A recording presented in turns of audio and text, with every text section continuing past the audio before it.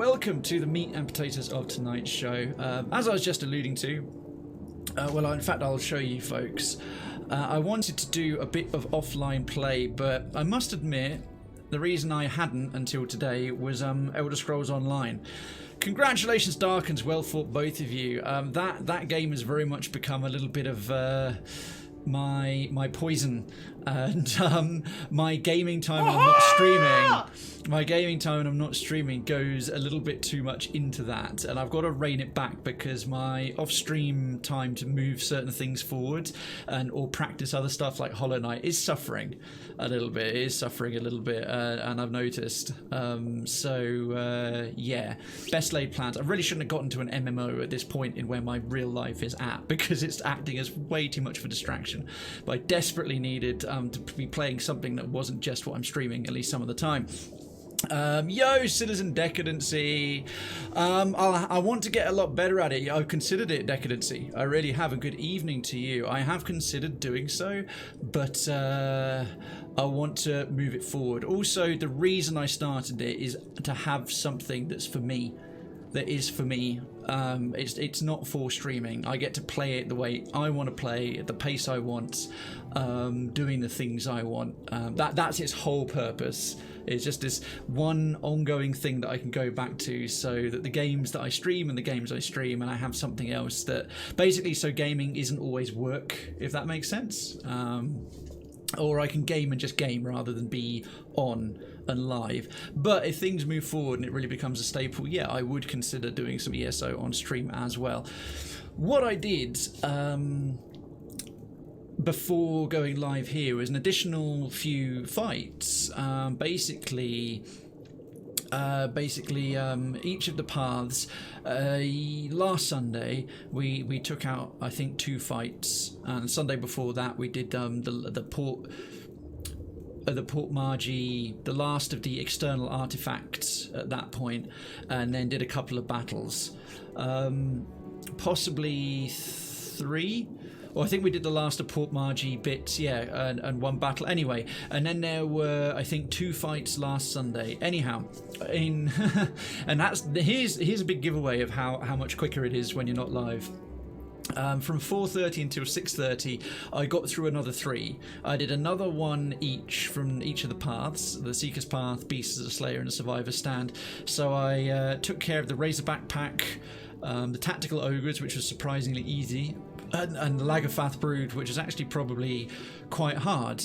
Having now done 2 of each of the paths, I've had a visitation from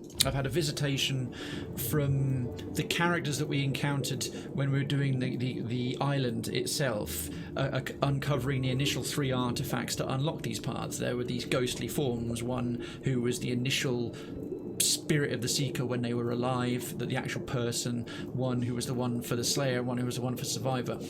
The reason each one of them's appeared is because now we've done 2 fights, the game assumes there's only 1 left, because the minimum you have to do in each of these paths, if I bring it back up again, is 3. So having now done 2 fights, and when we first dropped in the artifacts we found on the island itself, it brought up 3 each. So they're like, okay, you've got your final battle, and 1 from each path is thinking it's the final battle of their path. However, because we got those additional artifacts out in the wider world in the last few weeks in Nekataka and Port Margie, that opened up more pathways. And having done 2 battles, I had a little chat with our mate over here in Gari. And if I actually go into the quest log now, we've got some more again. So we've still got the surviving face, like Endure, the Survivor Stand, the overall meta quest, which is the Crucible itself. Potions of Plenty, did another one of those, and we've got a newer belt now, and it's already more than halfway full. But yes, I think we've got a second set, or what I think is a final set of what I'm calling external artifacts. 1 for each of them. The Seeking Face's Hunt for the Fortune Teller's Ear, so Pariki's Overlook. The Surviving Face's Hunt for the Uncut Gem, with some solitary survivor clinging to life in a harsh desert wasteland, so that could be wherever, the map will show us. And the Slaying Face's Hunt for the Titan's Heart. An ancient warrior has been imprisoned within a fortress of brass.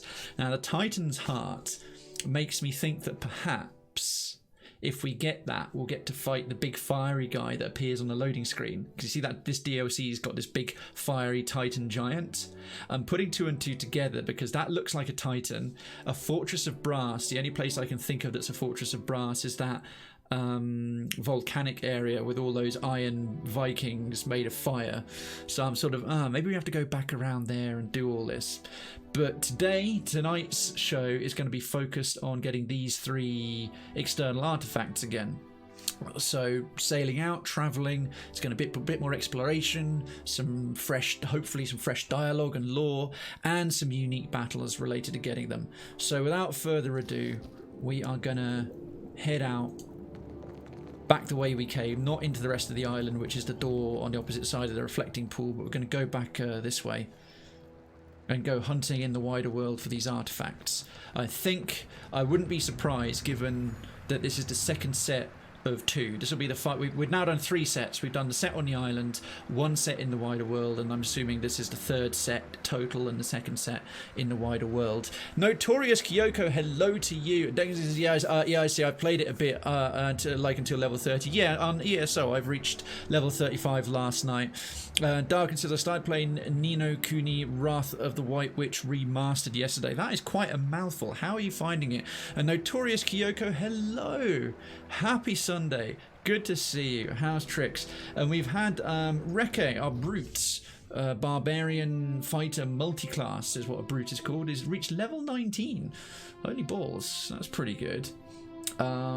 He's a fighter. Well, he's a meleeer, so athletics never hurt. Quite why his insight is so high. When Krayven's is already crazy high. Let's give him a bit more survival.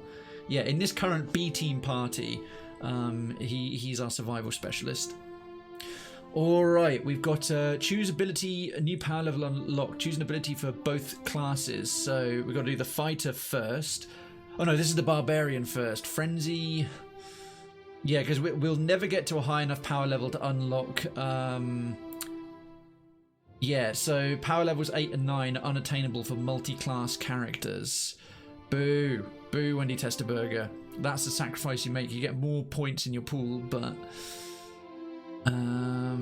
what do we got here? Wild Sprint. The barbarian becomes able to charge with... Oh, good lord.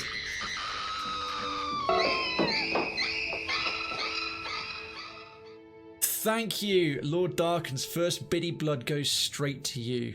First biddy blood goes straight to you. Thank you for the 75 biddies. That's very kind. Very kind indeed. Looking at his Wild Sprint, the barbarian becomes able to charge with reckless abandon, gaining a nimble inspiration as well as immunity to engagement. I've already got a charge on the fighter side, so I think that's a waste of time. Barbaric Yell out a frightful yell, causing enemies and area effect to be shaken. We've already got a party effect shaken with this group. Likewise, we've got Leap. In actual fact, that and a Chanter ability both exist on Constantine, our Chanter. He's like a barbarian Chanter. What we got? We've got Barbaric Blow and Frenzy are both the things I use with him loads.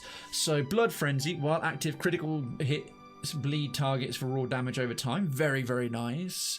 And need the first blood announcement from League of Legends. I don't think you are. We had everything absolutely flew off the chain on Monday and Tuesday, but I think you settled into a comfortable lead this week, mate. Yeah, absolutely.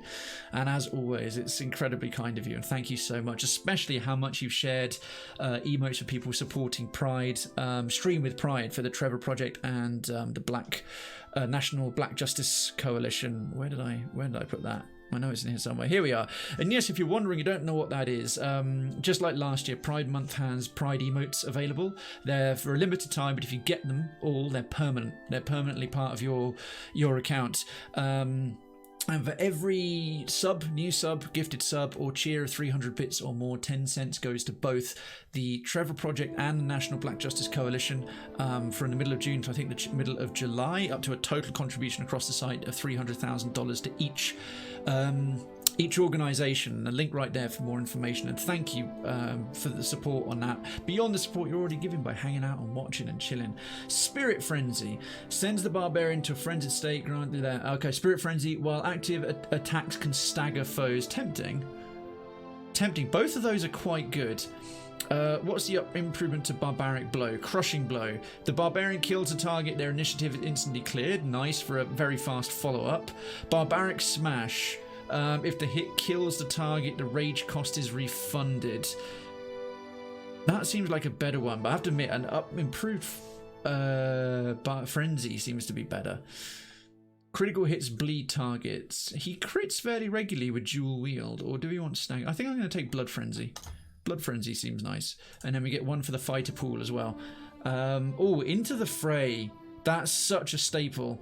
I mean, I can do Power Strike, but Power Strike's really expensive for what it is.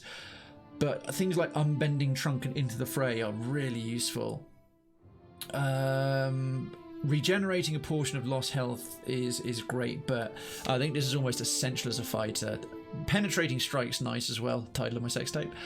One discipline and it gets past some tough armor. I think it's got to be this. Pulling enemy into range and dazing them. That's pretty easy.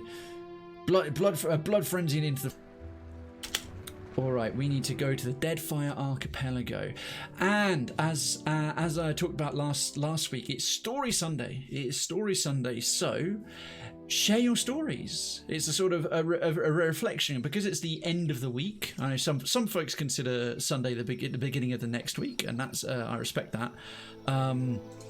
I like to go with the sort of Monday being the start and Sunday being the final day. If you've got some cool stories, or from the marvellous to the mundane, little and large, bits of things that have happened, whether they've happened to you or it's been in a fictional setting, you know, like a D&D campaign or a cool book you've read, or something you saw, share your stories. If you're not already familiar with what I'm talking about, because I do themed days through the week, I've started trying to do a new thing. There's a specific chat topic for each stream I do, relevant to the theme. So Mellow Out Monday is like, what have you done to relax? How do you like to relax? Things like that. Try Out Tuesday, anything new you've tried out, you wanted to try out. And Story Sunday is, what are your stories? It's the end of the week. Catch me up on what you've been going on, just fun little stories or things you read or heard about you want to sort of pass on second hand. Stories don't just have to be me and the dialogue and this, that and the other. Share your stories as well. Not a salty Sunday, not at all. The only thing that's salty on Sunday is the sea, unless things go technically wrong, and then I get very, very, very salty.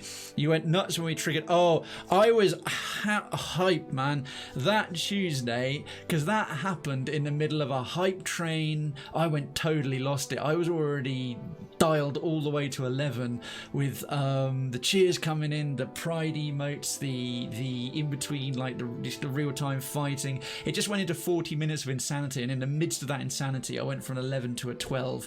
Drunken Mogwai happened. That was on form. That was me at my tippy top, couldn't stop kind of vibe going on. Let's see, a Fortress of Brass. A Fortress of Brass. I've got to find this. That's Bacana's Observatory. It doesn't actually tell you where to go for the quests. I don't know where a Fortress of Brass is. Shit. John Vic Village Advent location. Jess says, I was playing Minecraft Dungeons and have a few times now got a rare boss fight with the 4 skeleton horsemen of the apocalypse. That's totally cool. Those are included in Minecraft Dungeons, the 4 skeleton horsemen of the apocalypse. That's totally wicked. A Fortress of Brass. I have no idea where that could be. Alright. The Uncut Gem. A solitary survivor clinging to life in a harsh desert wasteland. And the Fortune Teller's Ear. See, this one says the shops of... Here we go. The Fortune Teller's Ear could be located among the merchants of Nekataka. The shops of Pariki's Overlook might be a good start. That's helpful. I've got an idea of where to go. Solitary survivor clinging to life in a harsh desert wasteland. Fortress of Brass. Oh, God, I don't remember. Oh, yes! Mandy had a story, and a picture's worth 1,000 words. Right, where is... I'm going to try and figure this one out. Have we got a hunt available again? Holy balls, holy balls. Hunt in the chat, hunt in the chat, hunt in the chat. Can we teach a Stonecrusher Phoenix? I expect it'll be a plated dust viper this time. There's a huge black rat snake on the trail. Yay, walking the dogs. You might have been fine with it because they're not poisonous. No, venomous, sorry. Venomous is what snakes usually are. They're not usually poisonous. So I think there's only one snake in the world that's both poisonous and venomous. But yeah, with the dogs as well, they get too curious. It could have been risky. That thing looked terrifying. It's like this big, just this giant black snake, looked like a black mamba you came across. I'd have given that a wide berth. I mean, the only poisonous, venomous snake we have in the UK is the adder, and they are really rare these days. He had his heavy metal theme kicked off. It was awesome. Oh, I was playing. The heavy metal theme kicked off with the Horseman of the Apocalypse. I was rocking out while dying. You didn't beat them. That's a pity.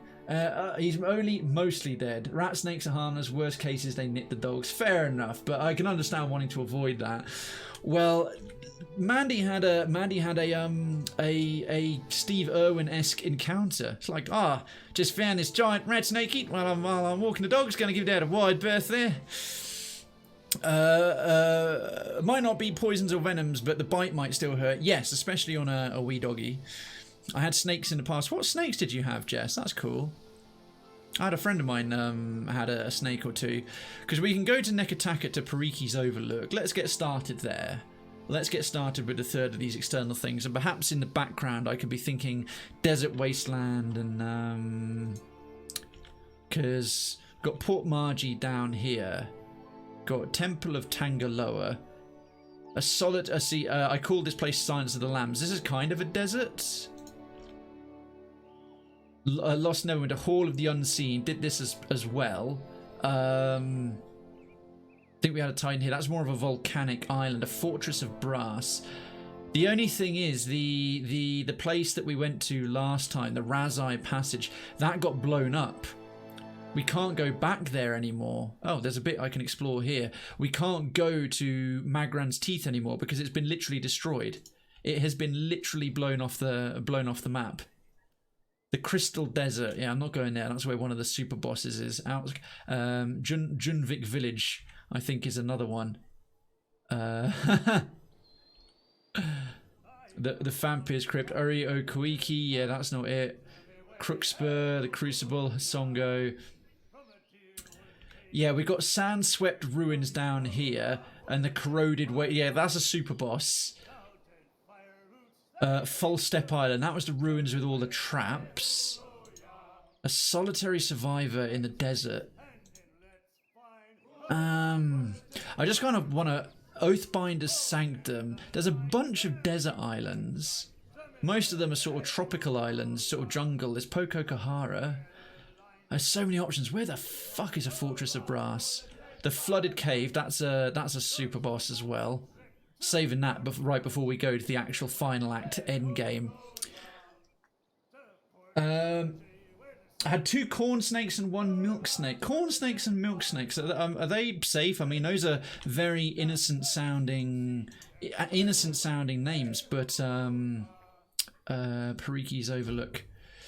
Those are very innocent sounding names, but often innocent sounding names can imply highly venomous snakes. Mandy says, with the snake she encountered, a plated dust viper. Oh, nice one. Oh, no, it was a plated dust viper. It wasn't a Stonecrusher Phoenix. Yeah, I thought it might be. Fight was brutal, but the hunters are victorious. Darkens, Penneth, myself, and Mandy all walking away with profit there. They're on the bike path a lot. Usually I just jog past them or bike past them, but this is the first time I had 2 dogs with me. And so you saw the biggest one you'd ever come across when you had the 2 dogs with you. I think, Mandy, when it came to that rat snake, you made a sensible call. You made a sensible call. Good for you.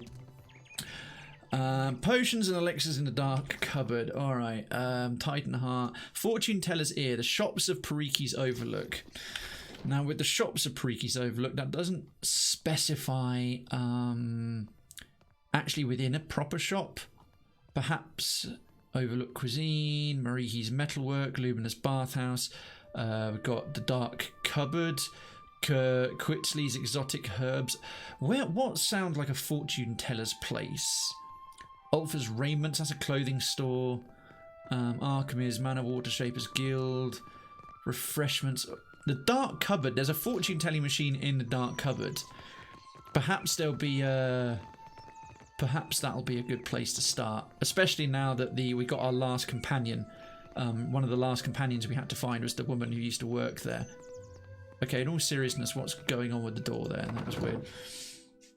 The corns were named the corn snakes were named Dresden and Saxon, and the milk snake was Odie. That's kind of sweet, like from Garfield. You invited that imp onto your crew. Disgusting. Imp racist. What's your name? Kuaru trader. massive imp racist. Yeah, you can talk to this weird fortune-telling machine has actually got a real person inside of it. It's an example of animancy. This feels like the best place to start. Salutations. Do you wish to hear your fortune? The puppet in the box cocks his head to the side and stares at you with a vacant expression. He taps the metal coin slot expectantly. Boas and reticulated pythons have the worst bite. They have backward serrated teeth. Ooh, vicious.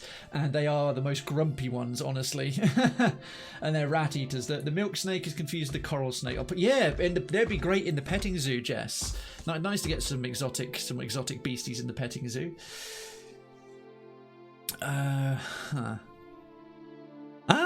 Nailed it. I promise I did not look this up. I'm obviously doing this blind. A familiar energy, not unlike that you sense from the faces of the hunt's artifacts, emanates from the figure's left ear. So the fortune teller's ear. Take the ear. You reach into the box, take hold of the puppet's left ear and wrench it off with a loud crack that only barely masks the fortune teller's cry of surprise. The figure sits back in his box, blinking rapidly, one wooden hand going to the side of his head. Well, we got the item. You gained an item, fortune teller's ear. The wooden ear of Ifrin, the dark cupboard fortune teller of dubious talent, remains rough and splintered from its removal. So this isn't even an artifact that was lost. We just ripped this off and stole it from him. Jesus, I feel kind of bad. He sighs. Oh God. Oh, I'm not a nice person. This is a real person's soul who's been trapped inside this wooden puppet by an archmage. I don't suppose I was making much use of the thing. Still, you might have asked. Didn't give me the option. It just said take the ear or leave. I would have asked. Softly clicking, the wooden eye blinks. The wooden eyes blink at you. Give 1 copper. I'd like to hear my fortune. These are often quite funny. The puppet's eyes close and he steeples his fingers. You hear gears whirring and clicking inside the box. His eyes reopen, this time with an amber glow. Anyone getting vibes of Big? That very very young Tom Hanks starred in it, where he's a kid who wishes to be grown up, and it's like the mighty Zoltan, and the eyes glow in the fortune teller's box. I always think of fortune teller's boxes just like that now. I see an island. Its shores are pitted, wreathed in fire. But you are bound to go there. Someone awaits you. A man, I think. An old friend. An island is pitted, wreathed in fire. Yeah, I already did that, dude. Unless you're thinking of something else. I can see no more. Unless you give me another pyre. Alright. I'm all out of fortunes for you. Most people never ask for more than one. You thieving prick! Whatever, fine. Well, okay, that was nice and quick. That was nice and easy. 1 down, 2 to go. Although I wouldn't have minded a little bit more thinking time for my brain meets with what's going on. Right, folks, we might have to club our heads together to figure out where to go for these other 2 doodads, Deodans, Gewgaws, or whatever you want to call them. All right, so we're just gonna chill here, look at the quest things. What's that behind your ear, Rip? Oh, my bad. Yeah, he lent an ear. He lent an ear to my story and I took it. He gave you back the copper, did he? Oh, I feel bad. Okay, I didn't actually see that appear. You have gained 1 copper. Ah, yes, there it is. There it is, just below me. You gained 1 copper, right. I'm in the wrong there. I will happily admit that. Well spotted, Lord Darkens. Okay, so return the fortune teller's ear to the pool of memories. Now I possess the fortune teller's ear, I must add it to the pool of memories to access the spiritual history locked within. Makes sense. The surviving faces hunt for the uncut gem. Solitary survivor clinging to life in a harsh desert wasteland. And the Titan's Heart, the Fortress of Brass. Oh, hang on. Infiltrate the fortress to retrieve the heart. Oh God, I can't believe I didn't think of this before. That's bloody obvious. The Brass Citadel. It's got to be the Fortress of Brass. Okay, right. That's in Nekataka as well, but I've got to infiltrate it, do I? That's going to be interesting. Bearing in mind, I'm at the point in the game razor skewers, in the main story. Swordfish. Shut up about your crusted swordfish and hot razor skewers, you bellend. I'm trying to talk. The because we've done Magran's Fire and we've entered Act 3 of the main story, we're at the point where the various factions are now making overtures for me to side with them. There doesn't seem to be a thing of you can join all of them or do something to make them all happy. Obviously I could join none of them and go it alone, but as of right now I am trying to get the second of a final set of artifacts. So we're doing the Seeker Slayer Survivor DLC. This is Pillars 2, very much a spiritual love letter, the Pillars of Eternity series, to Baldur's Gate, Icewind Dale and Planescape Torment. Normally played in pause-based. Saw that coming. Who was that? Darkens, thank you very much. Thank you very much indeed. Yes, we have 75-bit random startles Mighty going winds on. sent us north to the shores of reality. I think I'm fully loaded on ship replies. So thank you very much indeed. Imperial Command. Oh my god, can I get away from this NPC who's just decided to randomly vocalize his thoughts? That's annoying as balls. Are you afraid that Colossus will come here? Never. And if it does, infiltrate. that's what our cannons are for. Infiltrate I'm the, sure the the trenchers Brass at Hassango thought the same thing. Citadel. Let's just see where this goes. Oh, that's just straight down here. That was a wise plan.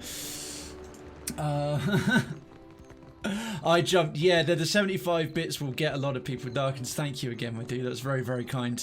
I'm a bit used to a couple of them, but at certain moments they still make me jump out my skin years later. So yes, I'm actually playing a turn-based version. In Pillars 1, you only had pause-based real-time. In Pillars 2, you have the pause-based real-time, or you have turn-based. The turn-based is not as slick and as well put together as Divinity Original Sin 2, which was built from turn-based from the ground up, so there's a lot more designed for that. I did it having done 200. I chose this option having done 200 hours of Pillars 1 to just have a little bit of variation, but this has made this Pillars 2 playthrough vastly longer because the turn-based mode, whilst it wasn't originally built for that, and I am very impressed that they've managed to make it work in pause-based, like all the mechanics and everything work in a turn-based mode as well.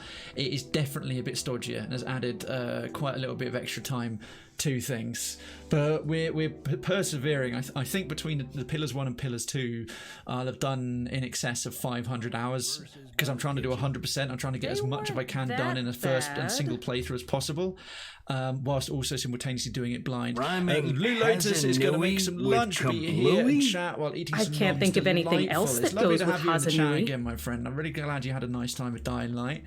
Me neither. That's God, why I'm I trying to leave talk to my epics to the lore community. college. You are a random NPC. Criticism No is one gives a easier than fuck what you creation. have to say. Shh, pipe the fuck down, Jesus. Oh my god, since it's Story Sunday. Yes, indeed. And if you don't already know, folks, we have a theme, a chat topic, a chat theme for each of my theme days. So on Story Sunday, it's the end of the week. Tell me your stories. What's been going on in the final week? My younger sister came over to pick up some stuff from me today, so I finally got to see her face after a whole year. Toma, that's awesome.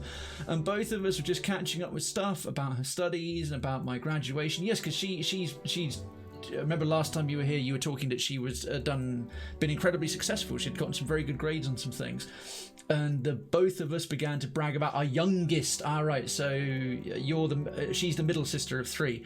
Our youngest sister's grades, the ones I mentioned last week. Okay, to my grandmother. Oh, that's very sweet. That's very, very sweet that you're so supportive of them around you. Who are you, Agrasima, for protecting me from the Dominels.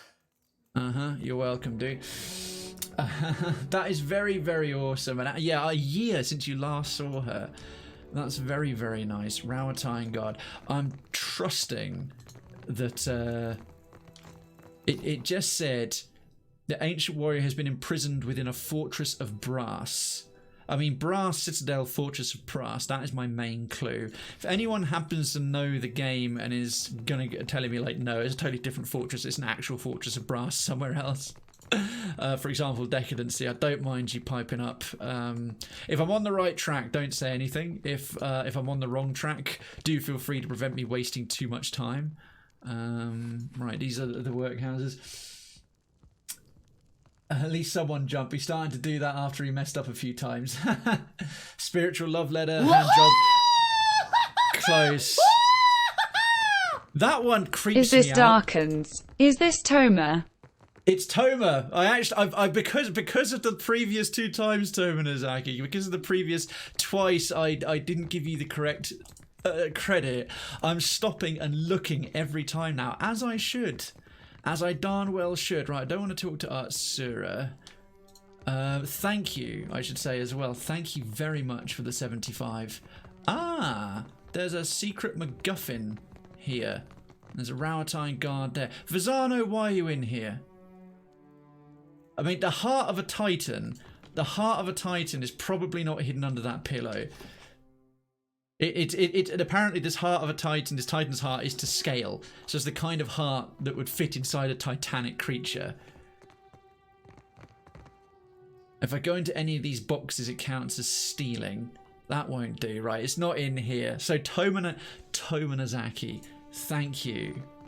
Thank you dearly. Where might a Titanic-sized heart be kept trapped? What's the kind of place that you might keep one? Fortress of brass with huge brass balls. That'd be amazing. Just like the front of it is just 2 enormous cast brass testicles. Especially if they're like sculpted in the hair. That would be unsettling and amazing in equal measure. And yes, the collector there from Hollow Knight, that one, I find that alert more unsettling than I do actually making me jump. Good evening, Citizen Kitsune. Kitsune Kamashin, Mr. That Spitz. Terminozaki has showered spits on Krayven's town. Kiyu, hey, it'd be fun if it was. Oh, it splits the beam. Is that good? My internet died and I sent my bit. Someone tell me how he reacted. I got it right. I can tell you myself. No question, Terminozaki. I looked and checked and was 100% on the money. And Krayven has gone Welsh. That's Welsh. It's a far cry for Welsh, that, Jess, but sure. Let's pretend I've gone Welsh. He knew it was you. I didn't get scared. I got creeped out because it's the collector. Right, there doesn't seem to be a big Titanic heart in here. Ah, I've not been on this side before. I've never come out here before. Jesus, that one got me. Darkens is cheering. Who is cheering this time? Darkens is cheering. Thank you very much. Thank you very much indeed. That one got me. That one got me savagely. I was not expecting one right then. I'm like, ooh, new little footsteps, new little area. That's kind of cool. Yeah, it's cool. Guess who? Toma, thank you both. Thank you both. This guessing game's alright. Okay, 2 of you got me back to back. That was a 1-2 gut punch to my nerves. My nerves are raw. Ah, a pet this whole time at the Brass Citadel. Pez, we got a stray dog, folks. We got a new pupper. 10% damage with melee attacks. Holy shit, that's amazing. Who am I currently using? Trixie. 25% stride. Fuck that. 10% damage with melee attacks. Party-wide effect. See you later, Trixie. Hello, Pez. We've got a new dog.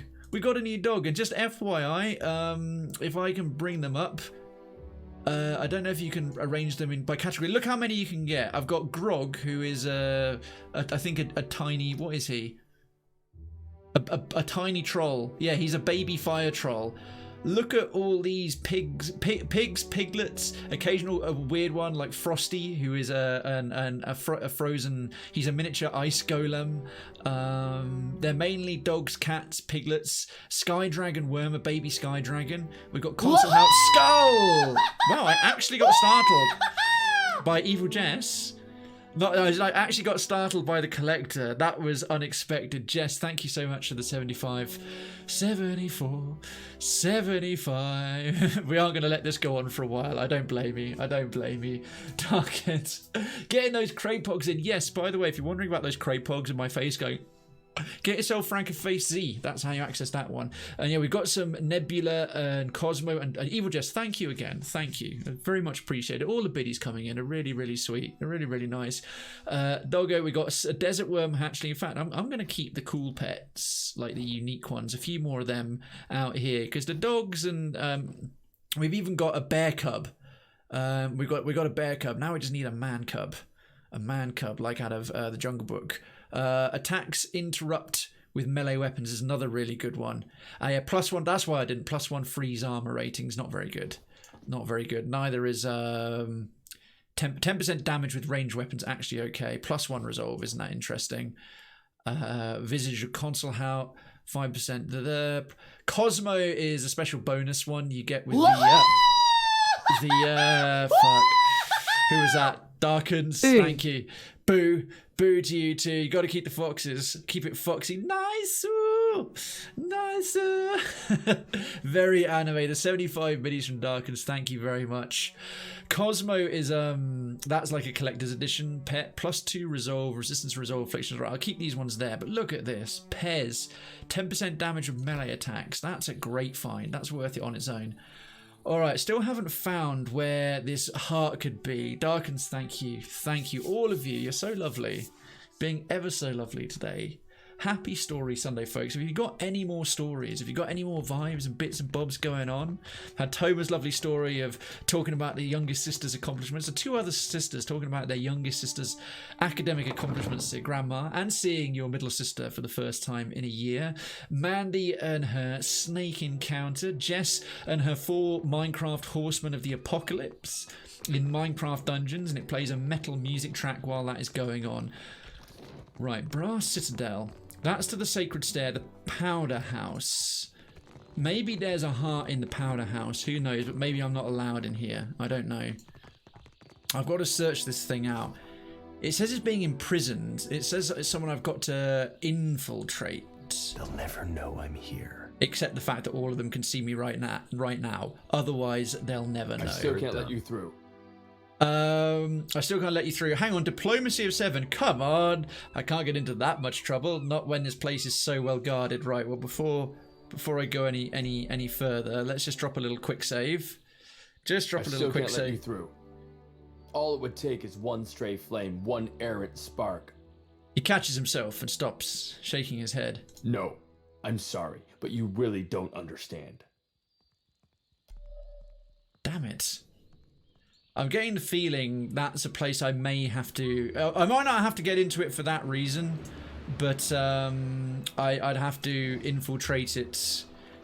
Alright, it says I've got to infiltrate a Brass Citadel. If something's going to be a Titan, that big warehouse seems like a good bet of where they might keep the thing. How the hell can I get in there? How the hell can I get in there? Apocalypse Pony, happy squeal! You can't see me, I can see you. Feck, I need a distraction. I'm thinking of that one Family Guy scene. He only had a piece of wood in a dressing room. The Ant-Man scene with Falcon. I'm trying... Oh, when... Alright, I need to wait until this soldier man goes away. Slippery as an eel. And then see if we can get into... I mean, it says locked, but can we pick it? Dude, walk away, Powder House guard. Alright. Easily done. Is she going to be good enough? 15!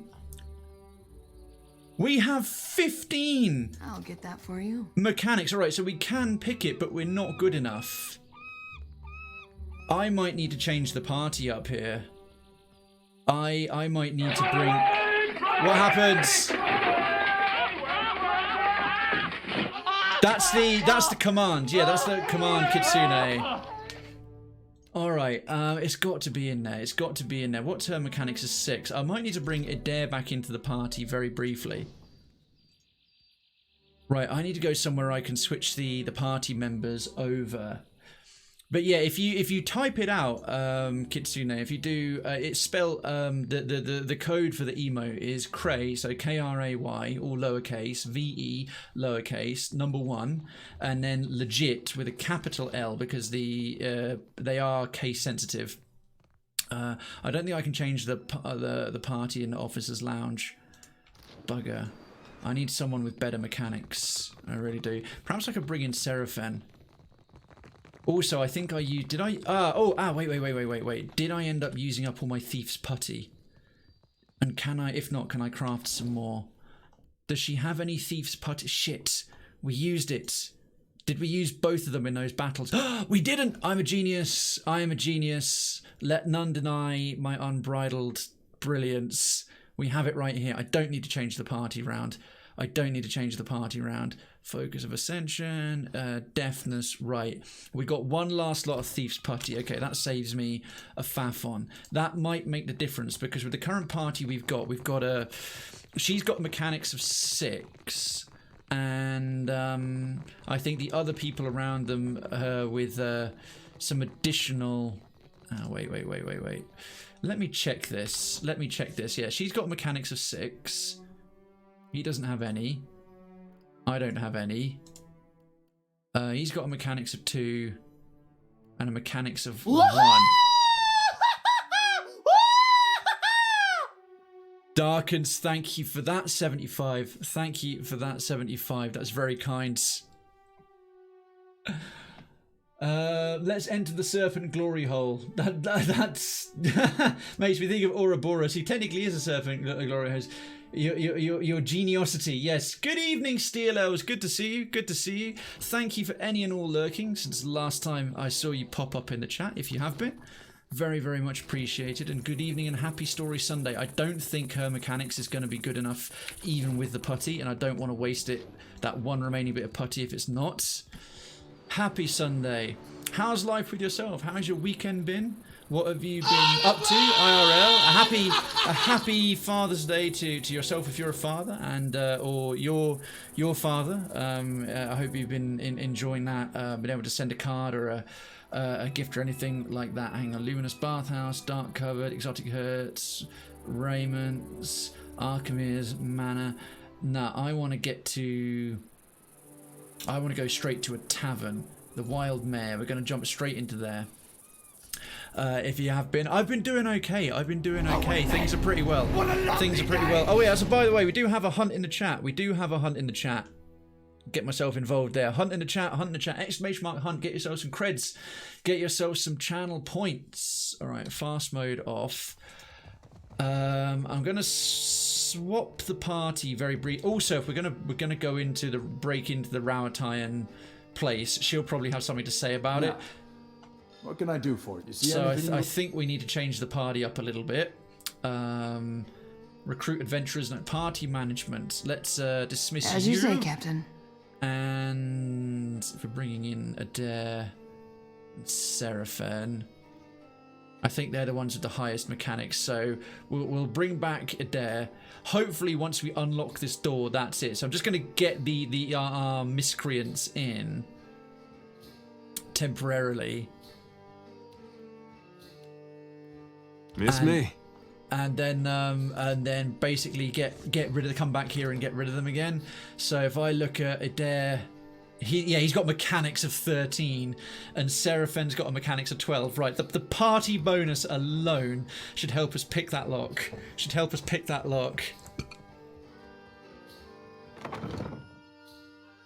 And hunt in the chat. We've still got a minute or two. And any unprocrastinating, I've got to swallow this. What's that? Such a weird quote from anyway, all right, there's still a few more quotes I've got to go back to and tweak and adjust, as sometimes the quotes get recorded and they get taken not just deliberately out of context, but they are half and half there or have been slightly misheard or mistyped. I got back from 400 into the high 200s, but I still got to go through a bunch more and put them back to how they were. Right, Brass Citadel, can't go into the powder room, so we'll just go to the... I think Uto's gunsmithery will be closest, so we'll nip over to there. We've got another plated Dust Viper, and Mandy, Penneth, myself, Darkins and Toma all walking away with a profit. Beautiful and doing good. Yes, I got some awesome funny sports socks from my dad which he loved. Just a busy weekend. Nice one, dude. Can't go wrong. Can't go wrong with funny sports socks. And you know you're getting older as a guy when suddenly things that are cliches, sort of like socks as presents and stuff like that, go from being an annoyance to actually like, oh, that's great, I need some new socks. Things like that. And you know you're getting really old when you've had them for too many years, and stuff like socks and hankies and things like that are very, very suddenly become annoying again. Right, we're gonna get back to the store. Fled! Cowards all! From Crookspur's battered shores! The Watcher sent them from the Isle! Oh, that dude's singing my praises. He's talking about my efforts at Crookspur. I'm better inclined towards him now. Right. Okay, you there, Mr. Powderhouse Guard. Right, well, firstly, we're going to stealth. A light's foot and an heavy bullet, I cap. See, now that it's darker, he should have a slightly smaller radius.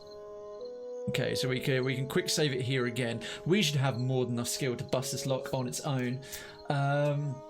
I need them to produce more P. Oxygen not included. Didn't even have to look. Channeling my partner, wreck Leslie Nope. Yes, Mandy. We've found out, or I've determined, is the IRL Leslie Nope. But she voluntarily, she's not even, which is even more Leslie Nope than Leslie is. If she rolls a 1, I'm gonna laugh. I will laugh my ass off if you can't pick the lock. It went well, Steel Elves. It wasn't quite on par with Doom 2016 at the end. I did prefer Doom 2016 overall, but most of what it did better than Doom 2016, and the final battle was so much better. The Doom 2016 versus the Mastermind Mecha Arachnid is fine, but it's like, oh, that's a kind of a weird fight. But against the icon of sin in the city, this being the size of a tower block, it's so good. It's an epic final fight. But yeah, enjoyed it. Had a lot of technical issues going through because I had a more than good enough PC to run everything at bleeding edge spec, but I wasn't balancing the load equally. But once I solved that, it went all right.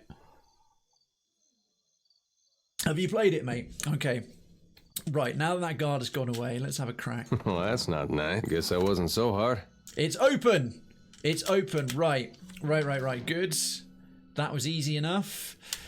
Now, no, you know what? I'm not going to go back and get because I literally just said that I don't want to break into here. I don't want to break into here with the faction member. Don't mind us. We are just chilling by this door, sir. This door is definitely locked and safe. We thought we'd keep you company on guard duty and stay here to guard it, to keep it extra safe. That's it. You go over there and then walk a little further and everything will be fine.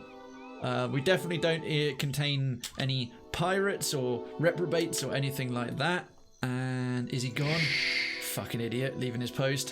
What a dipshit. Working through 2016 at the moment for the achievements, not eternal yet. Nice. They follow together quite nicely while still being distinctly their own thing. Right, I've got to find the reason I'm in here. It's the only place. The Titan's Heart has been imprisoned within a fortress of brass. I don't want anything else to go untoward, and we're definitely not supposed to be in here. Right, the Powder House Upper. What have we got? Concussion bomb and grenade. Well, we'll have those. Anything else in here? Nope.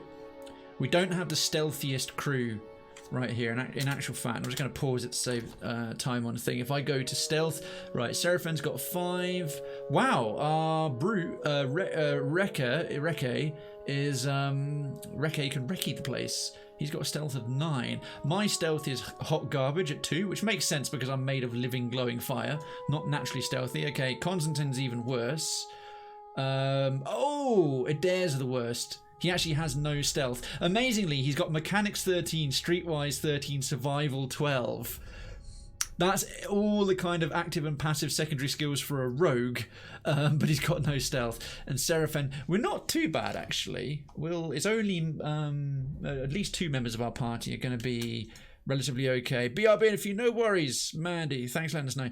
His party just turned into Jay and Silent Bob. Oh, fuck me, that was close. Yeah, right. Powder House Guard. Need something? Why not? Captain? Right. Wrecker is probably the one who'll have to go for us. And the next stealthiest is him. Yeah? Oh, thankfully it was quiet enough. Something I can do. Quiet enough that I heard that bit coming. Darkens, thank you very much indeed. Yeah, as a party my rope winds up, I have all the stealth, everyone else just makes a ton of noise. Wrecker is the stealthiest. Hey. He's got none at all. The rest of them are just going to have to stay slightly out the way. Right, I'm just going to pause it there and have a look at this larger room. It's got to be in here. It has got to be in here. Otherwise, a fortress of brass. Our powder house storage is down there. It's got to be in there. Right, so we got in at the upper floor. This is the ground floor that we're not allowed access to. Why not? Right, if I fuck this up, I'm just going to restart because this guy's patrolling back and forth. Yeah, see, right, there's that one there. Okay, there's more of them there. What's the range of their thing? They seem to be standing. Oh no. Oh no. No, no, no, no, no, no, no, no, no, no, no, no, no. Oh god. Okay, this is don't need any of that. Right, what's his range? This might take a bit of maneuvering. Okay, and then can we get to... Oh, fuck. Where do I go? I think I've got to nip through a different gap. I need this one to go upstairs.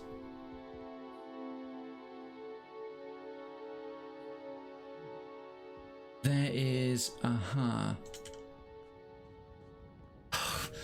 This is insane! Their patrol routes are impossible!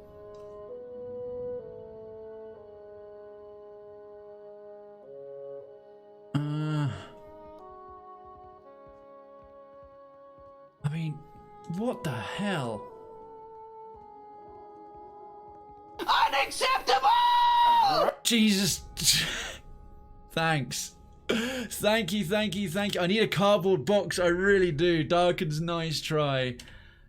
Nice try, nice try. I don't see any way through here. Unless it's unless it's a timing thing. I think I can't just wait until there's a whole pathway. I think I've just got to... Okay. Shit. Shit. Oh my god, that was too close. That was too close. Right, this is... Oh, you fuck off upstairs. One of you was upstairs earlier. I think I've left it maybe like too long.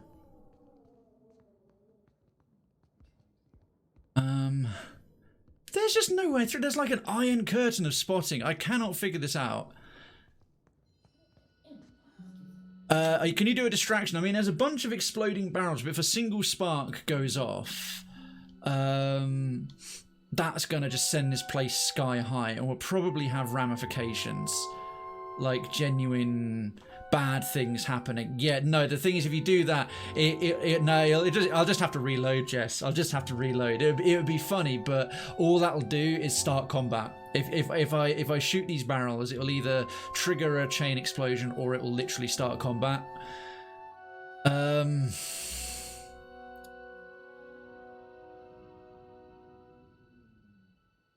there's definitely a stealth way to do this. Perhaps I have a potion. Perhaps I can come back up the stairs. Perhaps there's some way I can sort of boost my stealth. Or do I maybe have like a potion of invisibility? Let's pause while I'm browsing in here. Some sort of potion of invisibility. Thoughts? Potion of invisibility, combat only. Break engagements, invisible, immune to engagement, untargetable. I've got a literal potion of invisibility, but I can only use it in a fight. That is so stupid. That is ridiculously stupid. What the heck? Why would you have that? I've got the perfect solution right here, and I can only use it. I don't think you have anything. Yeah, unfortunately, there's nothing that just makes you invisible, because I think it would actually break some of the game if you could, like, just make yourself temporarily, permanently invisible. But I've got a potion that I can use, and you can only use that in a fight. Bluff, diplomacy, intimidate, insight. I'm trying to look at some of the things that can change up my skills. If I have got something that boosts my stealth. Oh, fuck. So I can't come in through that front door. There didn't seem to be any way to interact with the tunnel down either. I mean, right, these folks down here. Oh, to just be able to climb down there. To just be able to climb down there. Polymorph the party. Yeah, you don't have any of that true I mean, this is high fantasy, but it's not like D&D high fantasy. I think you've got polymorph stuff again, but it's again used only in combat. Taru Chew. No, those are drugs. Deadeye. Let's see if there's something I can make. Scrolls, healing and support. Scroll of withdraw. No, that's mean you can't move while that's happening. Revive. Miraculous healing. Garden of life. Unique. Oh, that's Blackwood hull. That's like for the best hull for your ship. If you have all the upgrades on your ship, you can try and sail through the storm. Elemental damage. Potions defensive. Yeah, it's a defensive potion. I mean, potion of invisibility grants temporary invisibility. Enemies cannot detect invisible characters. Oh, why is that? Potion the attuned self. Focused mind. Poisons and antidotes. Drugs. Taru Chew. Svef. Ripple Sponge. Deadeye. Coral Snuff isn't what we need. Now, there's no potions, scrolls, food, drugs, or bombs that I could make that will do what is needed. This is where I need someone like Decadency to go, like, help, what do I do? What do I do that does not involve blowing this place sky high? I mean, I'm sure there's some perfect maneuver. If I could, like, drug the guards or something, yeah. I mean, if I could deposit something on them. I mean, there was one soldier starts here, but then just walks downstairs, and there's no way to get past him or her.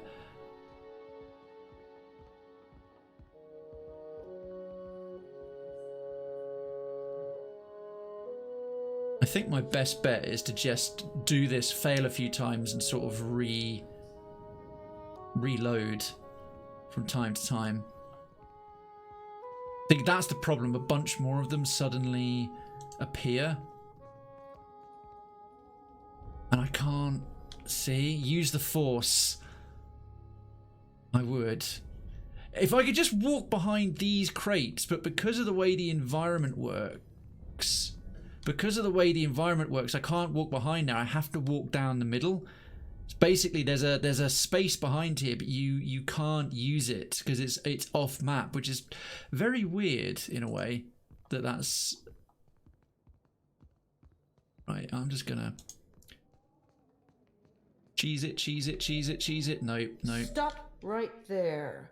The powder house is closed except to officers of the Royal Deadfire Company. Okay, she looks you up and down, vexed and suspicious. Let's see what options we have. What are you doing here? After all I've done, you still don't trust me enough to let me look around? Fine. No flames in here, understand? And don't go downstairs. She gives you a final sharp look before returning to her duties. Okay, I promise I won't. So we weren't allowed in the first place, but once we were allowed in, because I've done enough for them in the background, it's like, yeah, all right, fine. Why on earth would you want to look around in here? Why would you want to look around in here? What reason have I got to be in the powder room? You know, I just want to chill out. I just want to admire the gunpowder. My eyes be open. Mm-hmm. All right. And don't go downstairs. Okay. Well, I'm taking the stealthiest. Oh, God, that was amazing. Trying to think, they were all good suggestions. Polymorph, drug the guards. I was thinking, could I put some kind of drugs like pickpocket, but put an item in their pocket that makes them use it and and all this. And I was like, oh, let's see if we can cross the gap in time. I might still try and cross the gap in time. I hope I didn't quick save right after that happened. Good, I didn't. Right, I mustn't quick save. I mustn't quick save it, because possibly if I moved fast enough at the right time, I could get through here without being spotted. Because now I'm a little bit afraid that she's going to she's gonna sort of go, I said don't go downstairs. No worries, Alma. Thanks so much for being here. Cheers for any lurk you're leaving up. If you have to head off, we'll hopefully catch you very, very soon. Got some salty Dark Souls on Monday. Take care of yourself. Have a lovely dinner. Shane wasn't. Well, I came here to see you. That would have actually been. Sometimes you do get options like that. It's pretty funny when that happens. Oh, some basic ass weapons. I can sell those for all of like 10 copper. Oops. I wasn't supposed to go down here. This heart better be in here after all of that. This heart better be in here. Okay, they've got an enormous Adra column. Said don't go downstairs. Please be the thing we're looking for. There's probably going to be soldiers. Really? They let me look around, but it said, yeah, here's more. Here's more stuff. Here's more stuff. There's got to be a... Oh! Fuck nuggets. You. How Chico and the kids are. I should write. Okay, right. So there's soldiers in here as well. I got this. The luminous Ardra radiates the same energy you felt in other pillars. Get it? Pillars of eternity? Yes, I love how the pathfinding just chooses its own route. Arse, where are you going? Where are you going? Okay, I think again we're going to send a few hours between me and a tall mug of ale. We're gonna go in here, and then we're gonna send the least klutzy of our crew. Only 4 more weeks until my transfer. Only 4 more weeks until his transfer. Go. None. Right. If I get caught down here, we're in a world of trouble. We're in a world of trouble. It's like a horror movie when they say to keep out the basement. Tonight, I'll finally beat Pero at Hazatoa. I can feel it. Right, well, one of you arse bandits move. Quality control. Okay, so this room is quite sizable. I wonder how Chico and the kids are. And you can tell you're not supposed to be in here because the map's not uncovered. The map's not automatically fully available. Anywhere that you're kind of allowed to be, or it makes sense, or is sort of essentially civilized and inhabited with just regular people, is usually a fully... Ooh, danger. Okay, right, we're in the thick of it now. Oh God, do they patrol in here? Go away, idiots. This is nerve-wracking. Oh, free shit. Just Thanks. a few hours between me and a tall mug of ale. Oh my God. Welcome back. Welcome to Not So Stealthy Idiot Tries to Move. Fuck!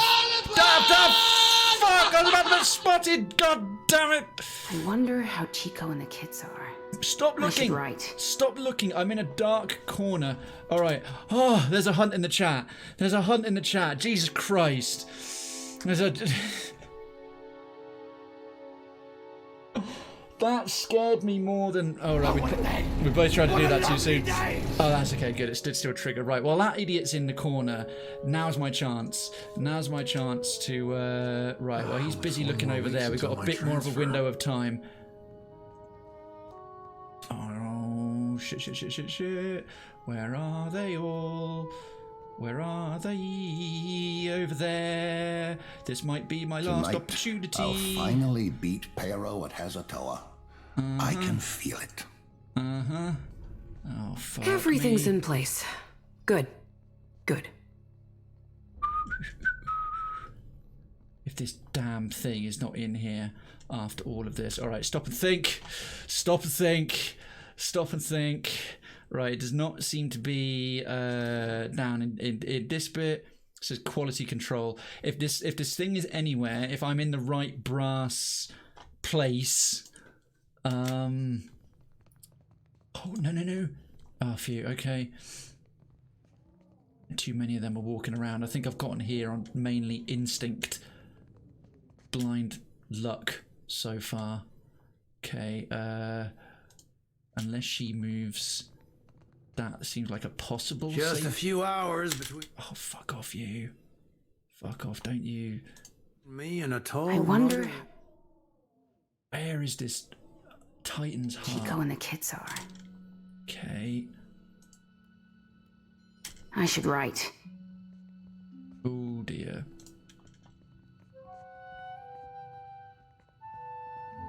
No. No, don't. Oh, fuck, don't hit the barrel. Don't hit the barrel.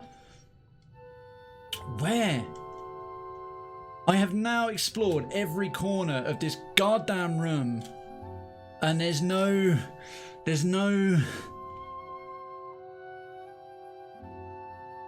What am I looking for?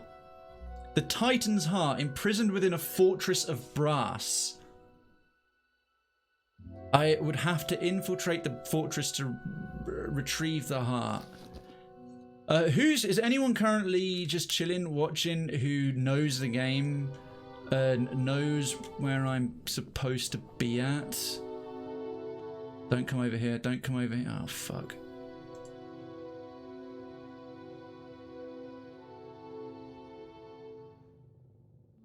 Because I feel like I've gone to an awful lot of trouble for no reason. I saw decadency in her earlier. There's the overseer's desk. Yeah, no worries. There's quality control. Gunpowder side. I mean, I thought this is a luminous Ardra pillar. I mean, the thing says infiltrate the fortress to retrieve the heart. I'm trying to think of any other fortress of brass. Only 4 more weeks until my transfer. Oh, wait, I've done a whole shitload of...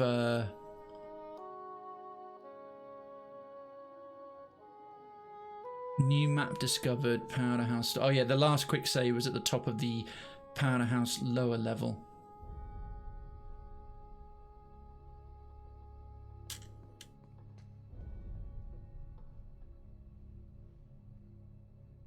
I mean, there's that chest there. Oh, no. I wonder how Chico and the kids are. I should write. If it goes red, that means they're actually they've spotted and they've come to investigate further. Fuck. All right, I've got to load that there. I've got to reload that there. It might have gone in the wrong door. I might be in completely the wrong place. I mean, the Fortress of Brass Citadel. You know, I mean, I didn't get to check that out as much as I would have liked. Why not?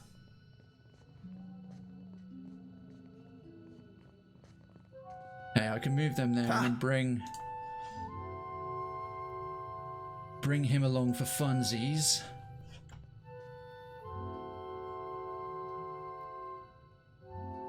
I've got to...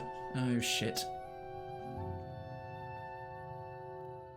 I wonder how Chico and the kids are. I should write. I love how the sound sort of gives him away. Right, where's he going to go? Over to there. There was just one last little corner I wanted to... Oh, fuck. Quite don't know how Just a few hours got away between with that. me and a tall mug of ale. Huh. He's that stealthy that he can get within their 4 more weeks rings until my transfer. a little bit, and it moves very slowly. That's fine. Right, this is definitely the better option. Okay, and there's you. Tonight, I'll finally beat Pero at Hazatoa. I can feel it. Everything's in place. Good. Good. What the? I wonder how Chico and the kids are. I should write. That guy needs to move the hell away. Thank you, right. So he comes over here. I think that's just a box of bombs. Oh, no! Yeah, boom. Okay, that's what happens. That's what happens.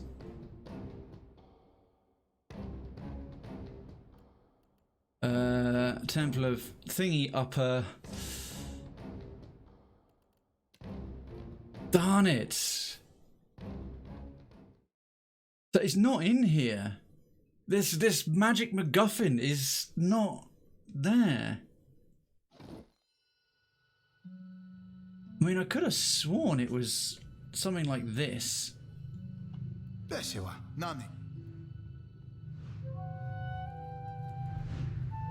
is just to uncover a little bit more of it and then leave. I'm not going to go anything like as close as we did last time. I wonder how Chico Especially as I have to react that much more swiftly. I mean, they got a pillar of Audra right here.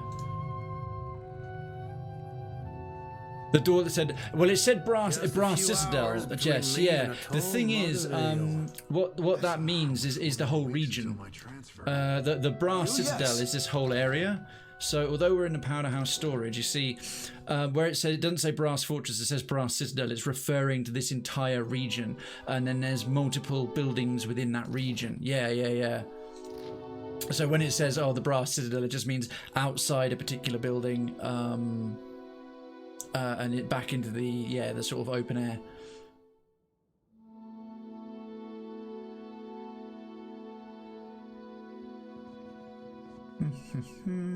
I don't know what you're up to, but this is your last warning.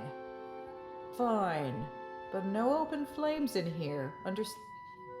Oh wow! So there's actually limited times that we can go in here. Okay. If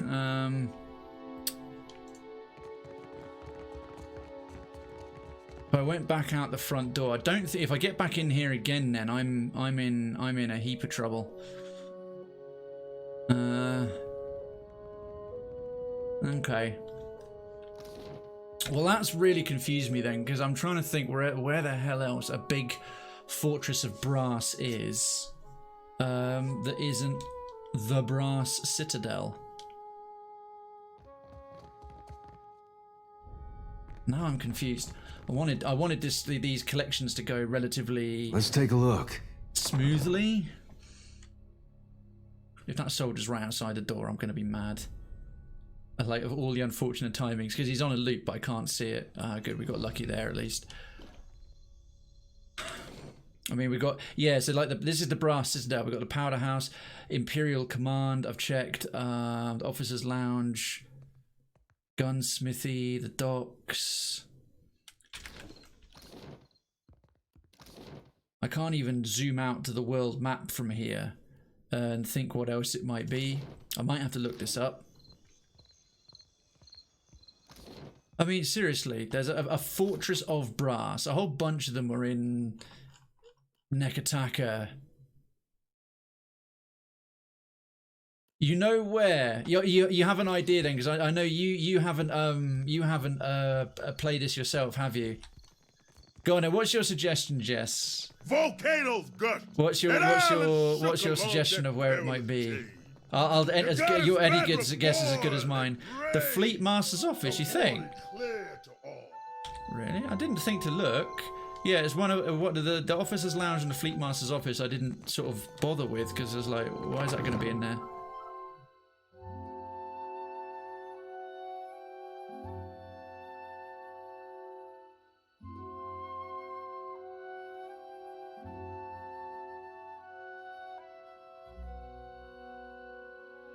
Huh. Stealing, that counts as taking. Alright. That's all I'm... Fleetmasters Office, that's all I'm saying. Okay.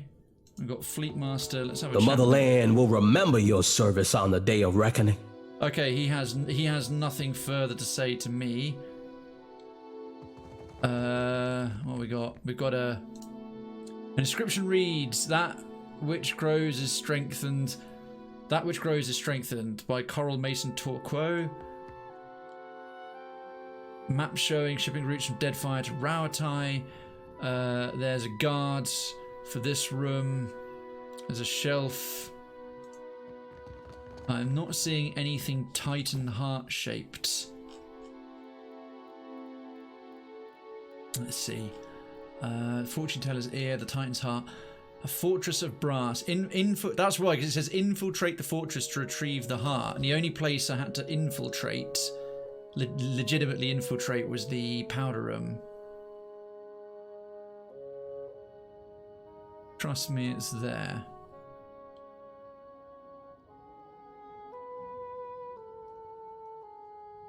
I mean, if I could get into here, maybe I don't need to be into here. I can't imagine this would force you to do too much breaking and entering. Maybe it's in this. I mean, there's this head on the wall, but that's not a Titan's heart. That's just a monster's head. Something I can do. Let's take a look. Oh, he can be seen by whom? Oh, and a deer and bodyguard. Jeez Louise. Captain, done and done. You over there. You over there. Back up Adair over there. You have to go to the dark side. You're... Alright, cool. I'm in the room, Jess. I mean, hey Lila, how you doing? I'm in the room, so I'll just see what I can do at this point. Sure. Oh wow, okay. Adair is decidedly not stealthy. This is a problem because he's the only one good enough to... Oh. He's the only one good enough to lockpick in here. He's standing in a tiny, tiny gap of overlap in their awareness, and his stealth is terrible. Fucking hell. This teardrop-shaped chunk of Adra rests within the corroded remains of a copper setting. A hairline fracture bifurcates the stone, but otherwise the Adra remains in excellent condition. Though separated from the ground for centuries longer, the Adra retains a faint luminescent glimmer. Oh, damn it. I forgot to fucking pick it up. How? How are you still spotting him? I was in the perfect position earlier. There we go. Lila, how are you, lovely? Happy Sunday. If you have any stories for Story Sunday for this week, do feel free. Have you been having a nice Father's Day? Have you caught up with Lila Senior? Alright. Hello, Citizen Duncan. Fair play, Jess. When this was first being described, this is why I didn't start looking in treasure chests and stuff right away. When the NPC that gives you this quest is describing it, he says, oh, it's the heart of a Titan, so look for something the size of a heart of a Titan. Which misleads you a little bit. It goes, yeah, it's to scale. It's not going to be some tiny little gem. It's going to be an actual big thing.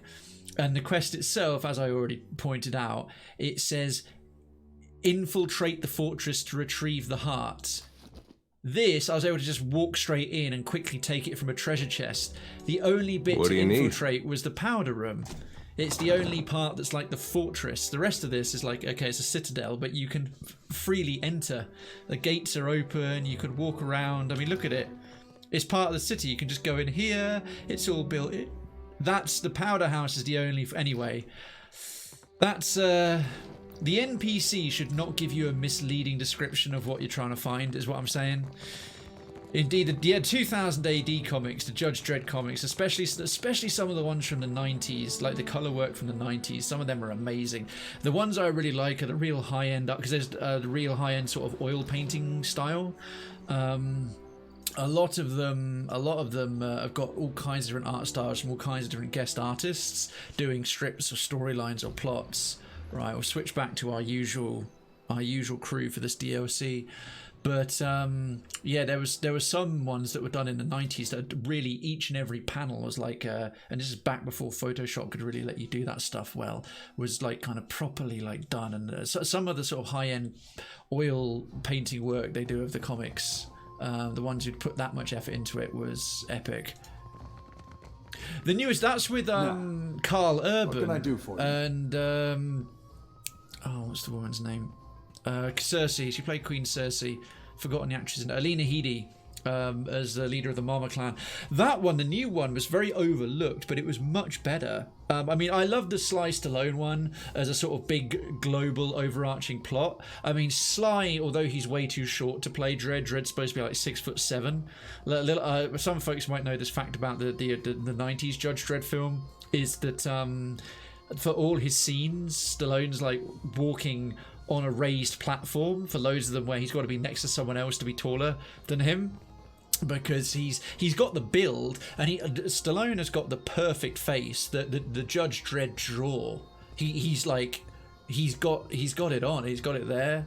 The 90s one is a very enjoyable. It's not so bad it's good. It's just a fun popcorn flick. I like how they included like a lot of things in it. They had the city, they had Mega City 1, they had the Cursed Earth, Mean Machine made an appearance. They made it very grand in scope.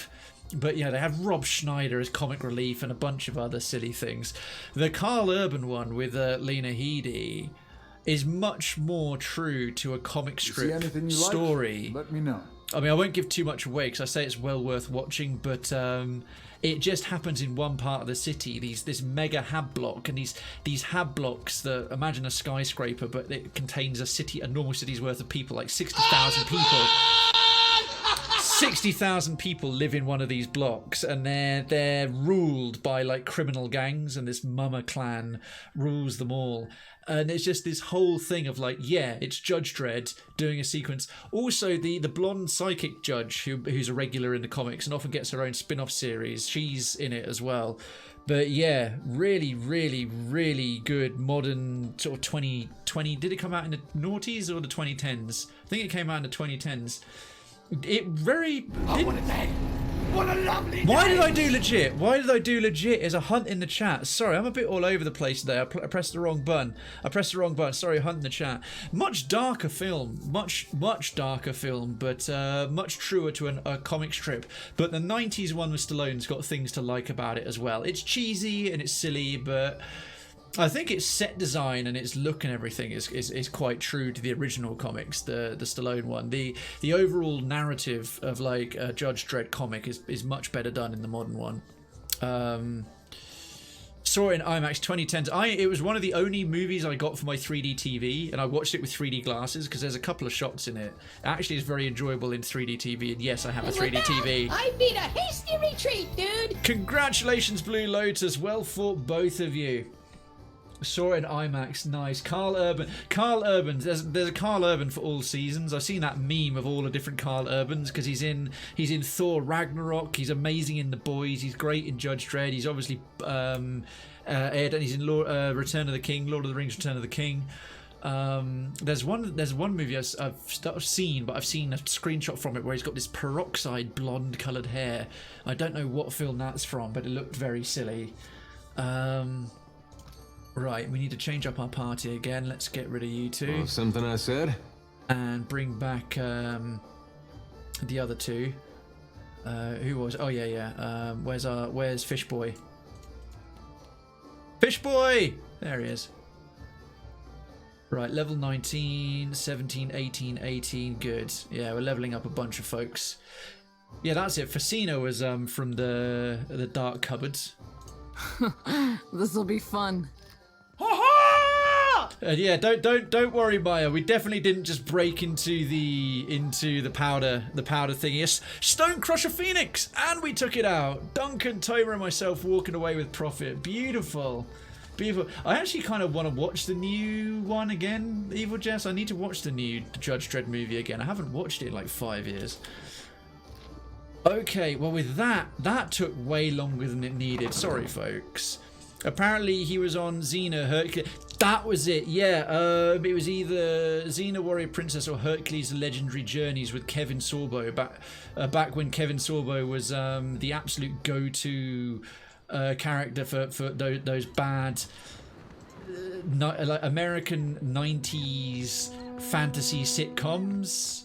Xena was genuinely quite enjoyable, and it had some like overtly funny, like self-aware, funny and sexy moments as well. But Andromeda was watchable in places. He was the captain in that, and then Hercules: The Legendary Journeys, and then yeah, he became this like washed-up lunatic. Yeah, Kevin Sorbo really lost his way. Definition of a washed-up actor. His heyday was sort of very average Saturday afternoon 90s series that just ran for ages and ages and ages and ages and ages. I don't know what came first, whether it was Hercules: Legendary Journeys gave Xena as a spin-off, or the Legendary Journeys was a spin-off of Xena Warrior Princess.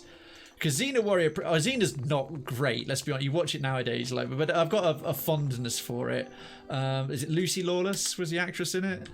I used to watch that when I was a lot younger, and it was enjoyable in a fun sort of way. Apparently, Bubba Hotep was ridiculous. I haven't watched that. The trailer did not really endear itself to me that much, but it is still Evil Dead, and it is still Bruce Campbell, so maybe I should give it a shot. Xena was the spin-off.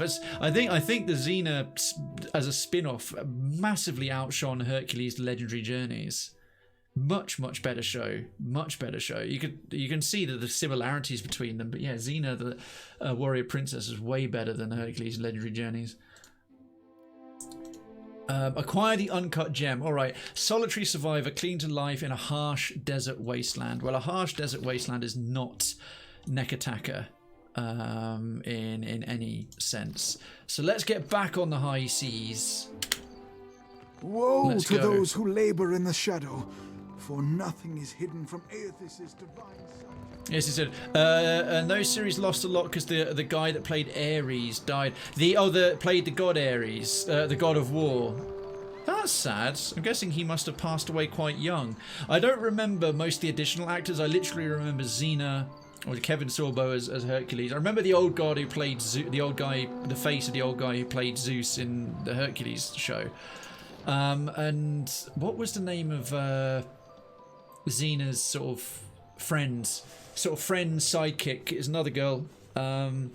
There was a definite vibe going on there. There was a definite little bit of a vibe. There's a couple of episodes that really pushed the mark on it. I want to give it some credit though. I want to give Xena a little bit of credit, because back then the idea of having not just having a lead, a sort of warrior woman in a lead role. All right, yeah, she had a somewhat ludicrously sexy Greek warrior costume, but she wasn't stupidly sexualized. She was kind of badass. And you met the main sidekick was also a woman as well. Gabrielle, thank you, yeah. And the only main guy sidekick, I think they brought him in later, was this smaller, younger dude, and he was very much comic relief. He was kind of the doofus a little bit. That was rare. Of shows of that nature and going around, like it had like fight scenes and all this stuff going on. Everything else was just like a guy and, you know, the usual formula. And then they not only had sort of Xena, they had Gabrielle as this sort of duo. It was a bit like back, you know, when you had Sarah Michelle Gellar and Buffy. It's like this rare thing of like, oh yeah, we got a female lead and like a bunch of secondary characters and primary sort of sidekicks and stuff are women, or a mix of women and men. Was quite nice to see. Right, let's find a harsh desert with a single solitary character. We got the Cavern of Zartuk. I mean, I've explored most of these islands already. Soraya Umbra. Well, this is the closest desert. Yeah, Xena actually fought enemies. Hercules pretty much threw people. He did a lot of throwing people around. he never sort of picked up a weapon or did much of anything with a weapon, did he? He would just sort of throw them about and grapple and be a brawler.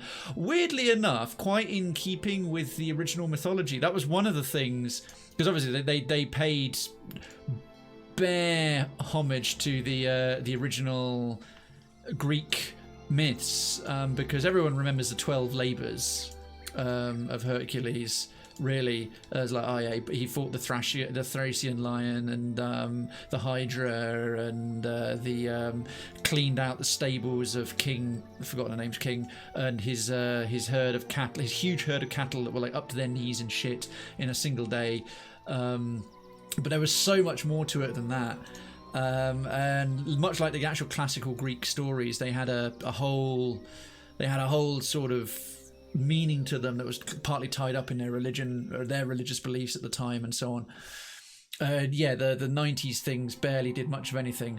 You come upon the opening to a small cave. Putrid gusts of hot air burst from deep within, and you hear the faint chitter and hiss of Zaurips and earnest conversation. Your boots crunch through a drift of brittle bones as you creep into the Zaurip layer. Oh goody. I swear I've been in here before. Yeah, it's hard to create a fight for a person with superhuman strength as a key trait. They'd usually put him up against, like, monsters and other stuff. Right, a single solitary survivor. I know I've been in here before. What was the quest title again? No. Found with a solitary survivor clinging to life in a harsh desert wasteland. This isn't really a harsh desert wasteland anymore, is it? It's a Zauric cave I've been through, located in a desert. Oh, there's a little bit of shadowy... Alright, so this one's wrong.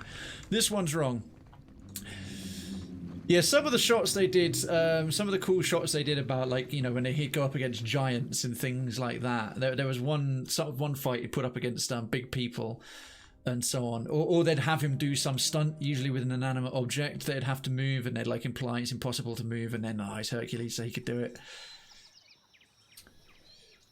But yeah, they didn't really have the budget to do this, the sort of, like, actually demonstrating insane strength.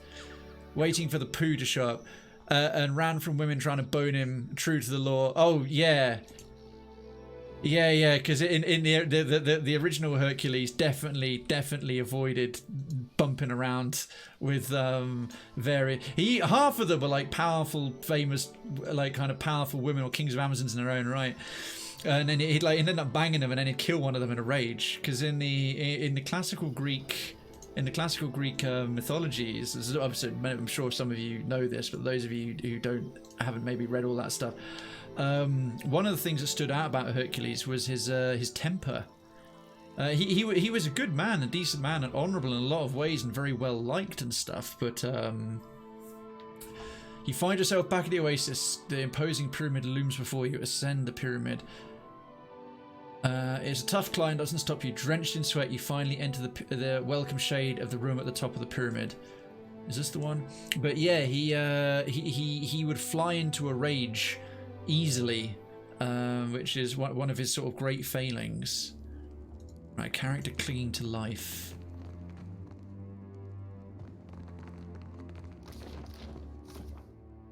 In the harsh desert wasteland. A cheesy Italian Hercules movies. Huh, I don't know those. And the money to make said monsters. Yeah, I mean, the heroes went out in the Age of Heroes, the Greek sort of Age of Heroes. There's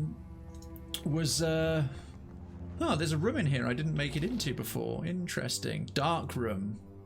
Stairs down. Been a long time since I was here. Alright. And there's some weird whining singing. I saw a strange little purple cloud go off. Like it disappeared. I'm going to attach a torch. Where's my gubbins? They are old 50s, 60s movies. They get riffed all the time. I don't doubt it. So of course the Roman pantheon was the Roman pagan pantheon before they converted to Christianity was very, very similar to the Greeks. I mean, it was basically the same, almost just with different names, because really I think that a common shared religion. Possibly the Romans got a lot of their influence from the Greek ones, because Jupiter is Zeus, and Hera from the Greeks is Juno, Ares is Mars, Hades is Pluto, and so on and so forth. It goes. Poseidon is Neptune, etc., etc. I mean, they're just like direct parallels. Right, let there be light. I love the early 2000s Rock Hercules. Oh, The Rock as Hercules. Nani? I don't know if I ever saw that. This is the dark room. It's not dark anymore. Ha ha ha. There's good reason it's dark. It's full of dead bodies. Wonderful.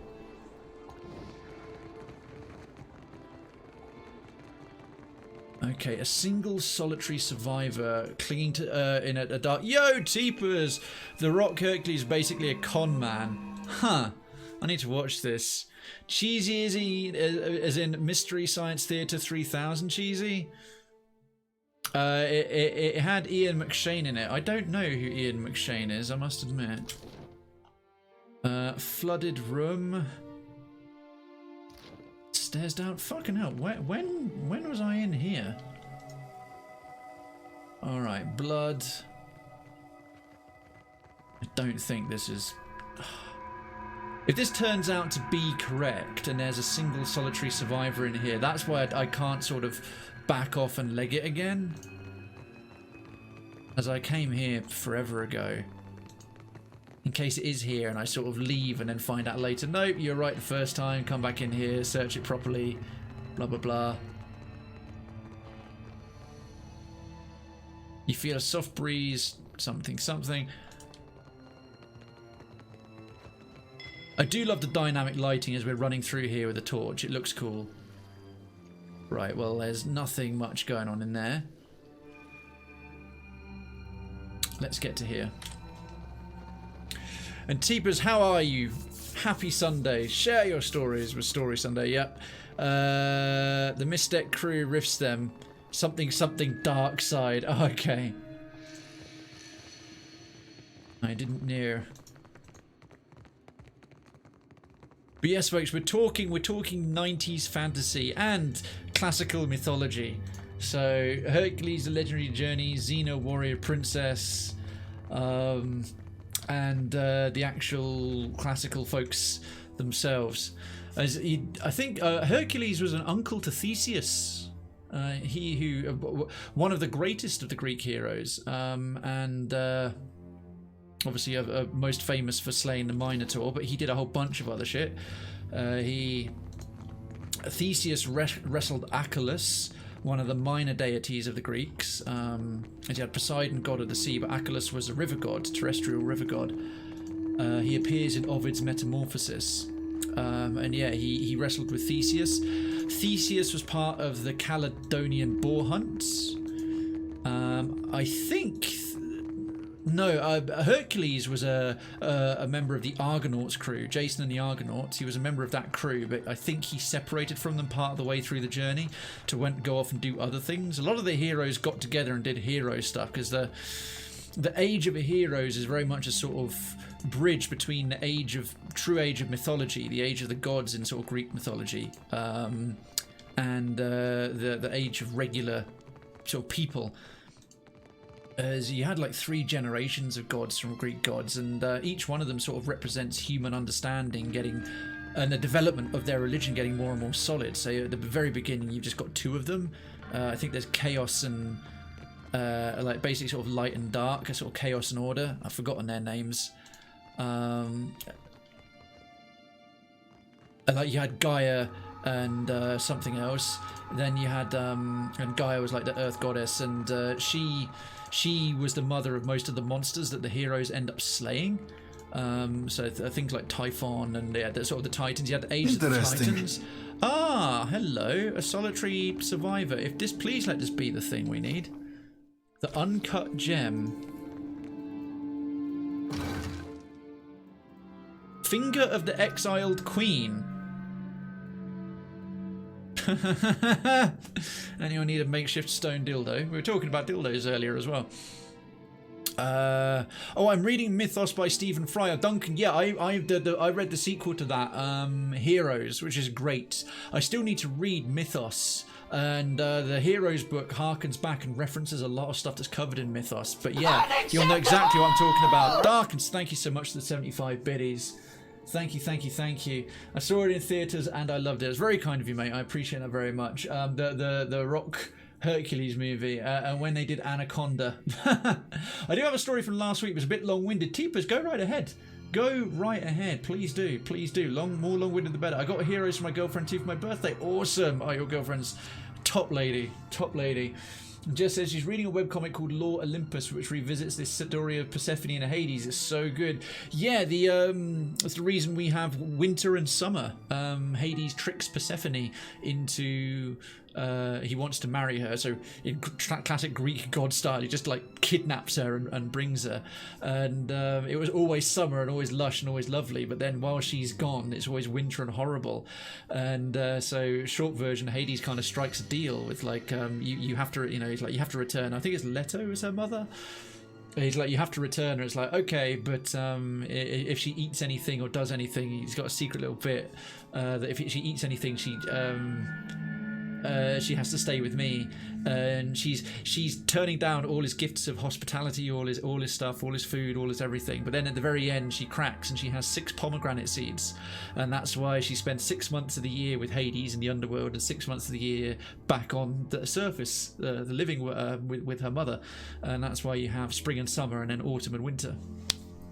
So when Hercules was born, he was. Let me just do this quest bit, and then as we're running around, I'll talk more. This heavy stone finger is longer than your arm and significantly heavier. It curls inward slightly, as if even removed from its body, it grasps for justice and authority. I think this is a statue of Wudica. Okay, it's a quest item. That's a quest item? God damn it, I came down here, found this thing, and it's a quest item, and it's not the one I needed. The statue of Wudica extends so far below that you can't see its feet.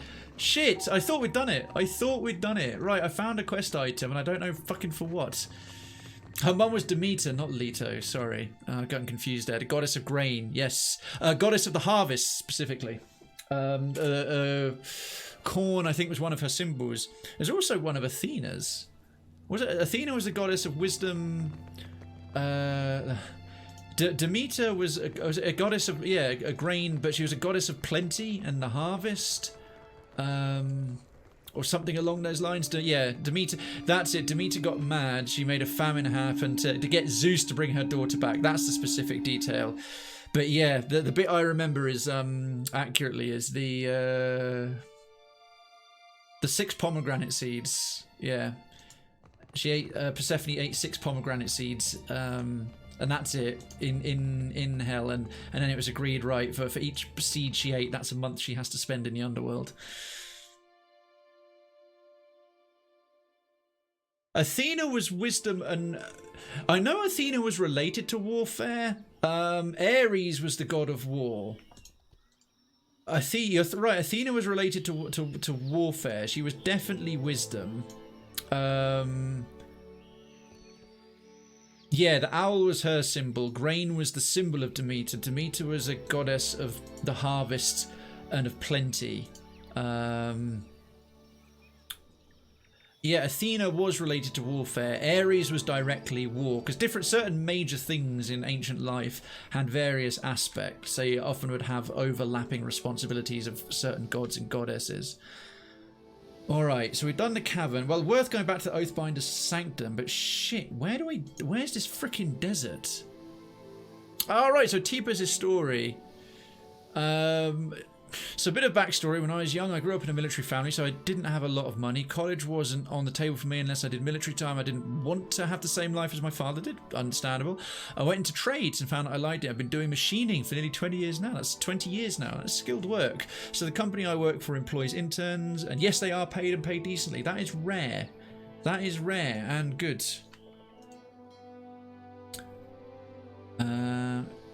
Kabnazar Tuk Tuk. Right, it's not going to be Port Margie. That's not a desert. Got to look at the other islands I can actually land on. These, again, are all sort of mini jungle islands. The Kangati Islands. That's not a desert island. Neither's any of that. That's Fort Deadlight. Ruins of Amira's Roost. That's not one either. Corroded Wasteland. We've got the Sand-Swept Ruins here. That is a mega boss. I think that's the giant blob monster or a giant spider. One of the 4 mega bosses in the game, but that might be worth going to next. Where the hell are we? Oh, well, there we are. We've got the Temple of Tangaloa ruins on the island of Silence of the Lambs. These are all jungle. That's not a desert. Hall of the Unseen. That's the only other one I can think of. Maybe with all those glowing ones, glowing things on it's there. Called it Lost Neverwinter. I think one of you folks named it that. And there's the Poko Kahara ruins. There was one sentinel on here. Okay, 1, 2, 3. So we got there as a desert island. That's not a desert island. Oh, the Wapau jungle. There's still an interactive bit there and a subterranean temple. Poko Kahara ruins. We'll try that. We'll try the Halls of the Unseen again, or that island anyway. Poko Kahara is looking like a good bet though. And the Sand-Swept Ruins there as well. And the Temple of Tangaloa. Okay. Right, we'll get to here first. Yeah, she and Ares battled a lot, did they? I didn't know that. Yeah, if Artemis didn't hate men so much, I'd like her a lot more. Well, Artemis was, she was a virgin goddess, wasn't she? Artemis was the goddess of the hunt. She's the Greek version of Diana, because it was Diana with the Romans, Artemis. Yeah, because she's the twin sister of Ares. It's Ares and Artemis, isn't it? Oh, why can't I land there? And yeah, Ares was like his dad. He would bang away all over the place. But I think Artemis was, because she was a goddess of the moon. Yeah, because I'm getting confused. No, Artemis was the twin of Apollo. Artemis was the twin of Apollo. And Apollo was the god of the sun and was an actual full legitimate son of Zeus, as opposed to his millions of illegitimate offspring. Apollo and Artemis. Artemis was the twin of Apollo. He was the god of the sun. She was the goddess of the moon. And because she's the goddess of the moon, she was associated with fertility and monthly cycle. And she was also a goddess of the hunt. So she was a virgin goddess, much like Diana. Yeah, and Zeus was their father. They were twins. Yeah, she was right. I corrected myself before I saw that evil jest. But yeah, not Ares' twin. It was Apollo's twin. Apollo's the brother of Ares, and Artemis is Apollo's twin. But yeah, she hates men. Her particular favourite from the heroes was Hippolytus. And Hippolytus was spitefully killed by not Venus. Venus is the Roman one. Oh God, what's the Greek? What's the Greek goddess of love, sex? Yeah, because Hippolytus, the hero, absolutely was like, oh, women. She loved going hunting and like, oh, women are pointless, and he stayed a lifelong virgin. So he was an absolute favourite of Artemis, but Aphrodite, yeah, that was it. Aphrodite was like, oh, fuck you, mate, I'm gonna mess with you, because the gods and goddesses of the Greek and Roman pantheon were wonderfully human. They were flawed. Imagine humans actually with immense godlike powers. They had appetites and vices. They were spiteful and mean and cruel and so on. They were much more believable than being all wise and all knowing and all powerful. And Apollo tricked Artemis into killing Orion by, turning him into a deer and betting her to a hunt where she shot and killed him. And he became the constellation Orion. Orion the Hunter. That was just a mean trick. But yeah, Hippolytus is a different hero to Orion. There's another one where one character, a minor Greek hero, he just rests in a cave, and I think he sees Artemis, or it might have been Diana. I think it was one about Diana. He just rests in a cave, and Diana's bathing, and she's being attended by her nymphs, and no man's allowed to see her naked. Just because he was like exhausted, he needed to get some shade from the sun. He just happened to be wrong place, wrong time, and she turned him into a deer, or whatever his hunting party was hunting and they killed him. There's a parallel story. I think that's the Roman version. Apollo tricked Orion and betting her to hunt where she shot and killed him. But yeah, there's another version that might be related to Diana where some poor guy gets distracted from his hunting party and just he's lost, and he goes to rest in a cave just to catch his breath and get out the sun, sees the most beautiful visage of a goddess like there bathing, and he can't look away, and he's like, oh right, curse you. Zeus banged his cousins. I think one of the people he had sex with the least was his actual wife Hera, and Hera was mean. Hera was spiteful, but she had a reason to be. But he would, oh, there's a hot woman down on Earth, like, gonna go in there and take advantage of her. He was all over the place. Anyway, sorry. Sad eddies about the open entrance to the Huana crypt, collecting in drifts against the walls. You step inside. And next part of Tipa's story, he was heading, last week I was heading to lunch and my boss stops me. He tells me that my presence was required in a meeting and bribes me by saying, food will be provided. That's always a good way to get people. Always a good way to get people. Oh, right, this is the one with all the traps. This is the one with all the traps. Yeah, this isn't it. This isn't it. I know for a fact this isn't it. I never turn down a free meal, understandable, and go to the meeting. The operations VP is sitting there and signals for me to sit next to him. Op VP has always used me as his junkyard dog. Is it broke and critical? Put Teepers on it. Are we going to miss this prototype timetable? Put Teepers on it. The meeting was to evaluate some projects that were given to the interns. Okay. Actaeon is the guy she turned into a stag for seeing her naked. The stag was then torn up by his own hounds. That was it. Yeah, I'm getting a few of the details right. I love all this Greek mythology and Roman mythology, but I've read so much of it. I'm starting to get a few of the details a bit off. That was it. It was Actaeon. He was one of the more minor heroes, and I think that was Diana. And then yeah, he was hunting. And I mean, she didn't have any issue with him. He was a hunter. He's out doing what she liked, and then like, oh, wrong place, wrong time. Saw me naked. Gets ripped apart by his hounds. That's it. Quite right, Duncan. Hera was forced into marriage against her will and was cheated on constantly. Yeah, and constantly. Most of the heroes of Greek myths are essentially demigods. They're one of the full children of a full god and a mortal, usually a mortal woman, usually impregnated very much against her will. And in odd, interesting ways as well, like as a shower of gold, or disguising yourself as like a bull, or all kinds of twisted, weird ways. The thing is, Hera as well is technically Zeus's sister. He is Zeus's sister because there was a pantheon before Zeus. Like I said, there was the Titans. There's the Zeus and the Olympian gods of the third generation. You had the original Earth and sky, sort of chaos, and then then you had the Titans. And like the birth of all the monsters, so like Medusa and Typhon and these various critters and creatures and all over the place, and great lions and beasts. They're not all necessarily made by angry gods. They were by the generation of gods before them.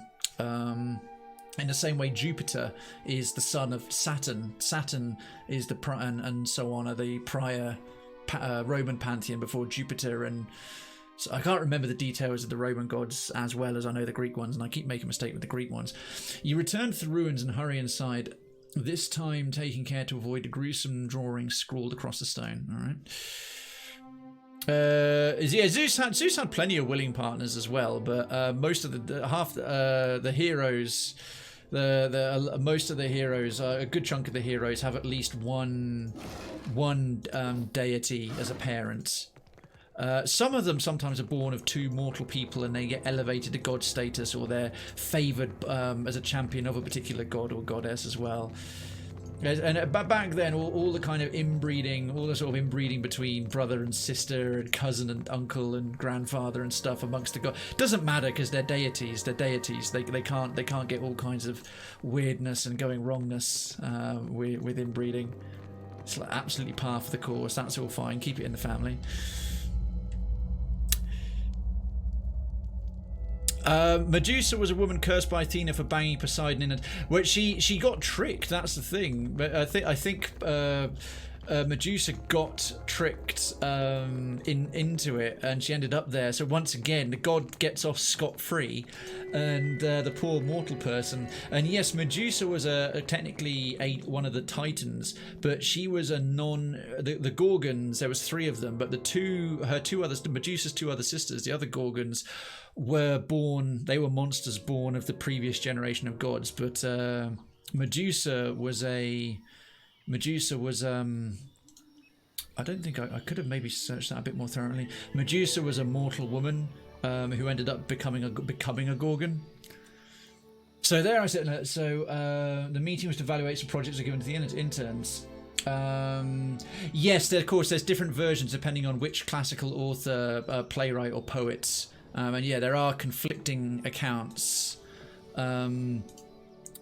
The one I read was that it was kind of willing, but it was willing in a way that she was kind of seduced and kind of tricked. So it's a bit sort of funny. It's a bit debatable what it was, but the being cursed by Athena, yeah, that's definitely the case. What do we have here? Lost Neverwinter. Who was the unseen? I'm gonna try landing there, provided that doesn't take us straight through a storm. I can't just come back down in second Teepers as soon as we get close to landing. Whoa! There it was. There it was. There it was. There it was. We're fine. We're fine. Stupid storms. Yeah, let's head in this general direction before we get caught in a squall. So there I sit, quietly stuffing. You're being pursued. Oh, for God's sake. Why? Why are you wasting my time? Fergus, a 15th level barbarian on the heaving harlots. Oh, this is just going to slow me down.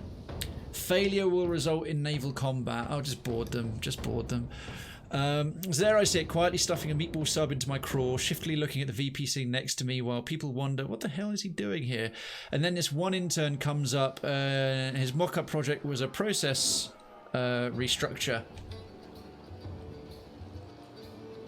Namely in my area. This intern and I have butted heads numerous times. He has tried to do things on previous actual projects in my area, and anytime I try to offer input, he just waves me off and looks down his nose at me. Oh, some little upstart know-it-all.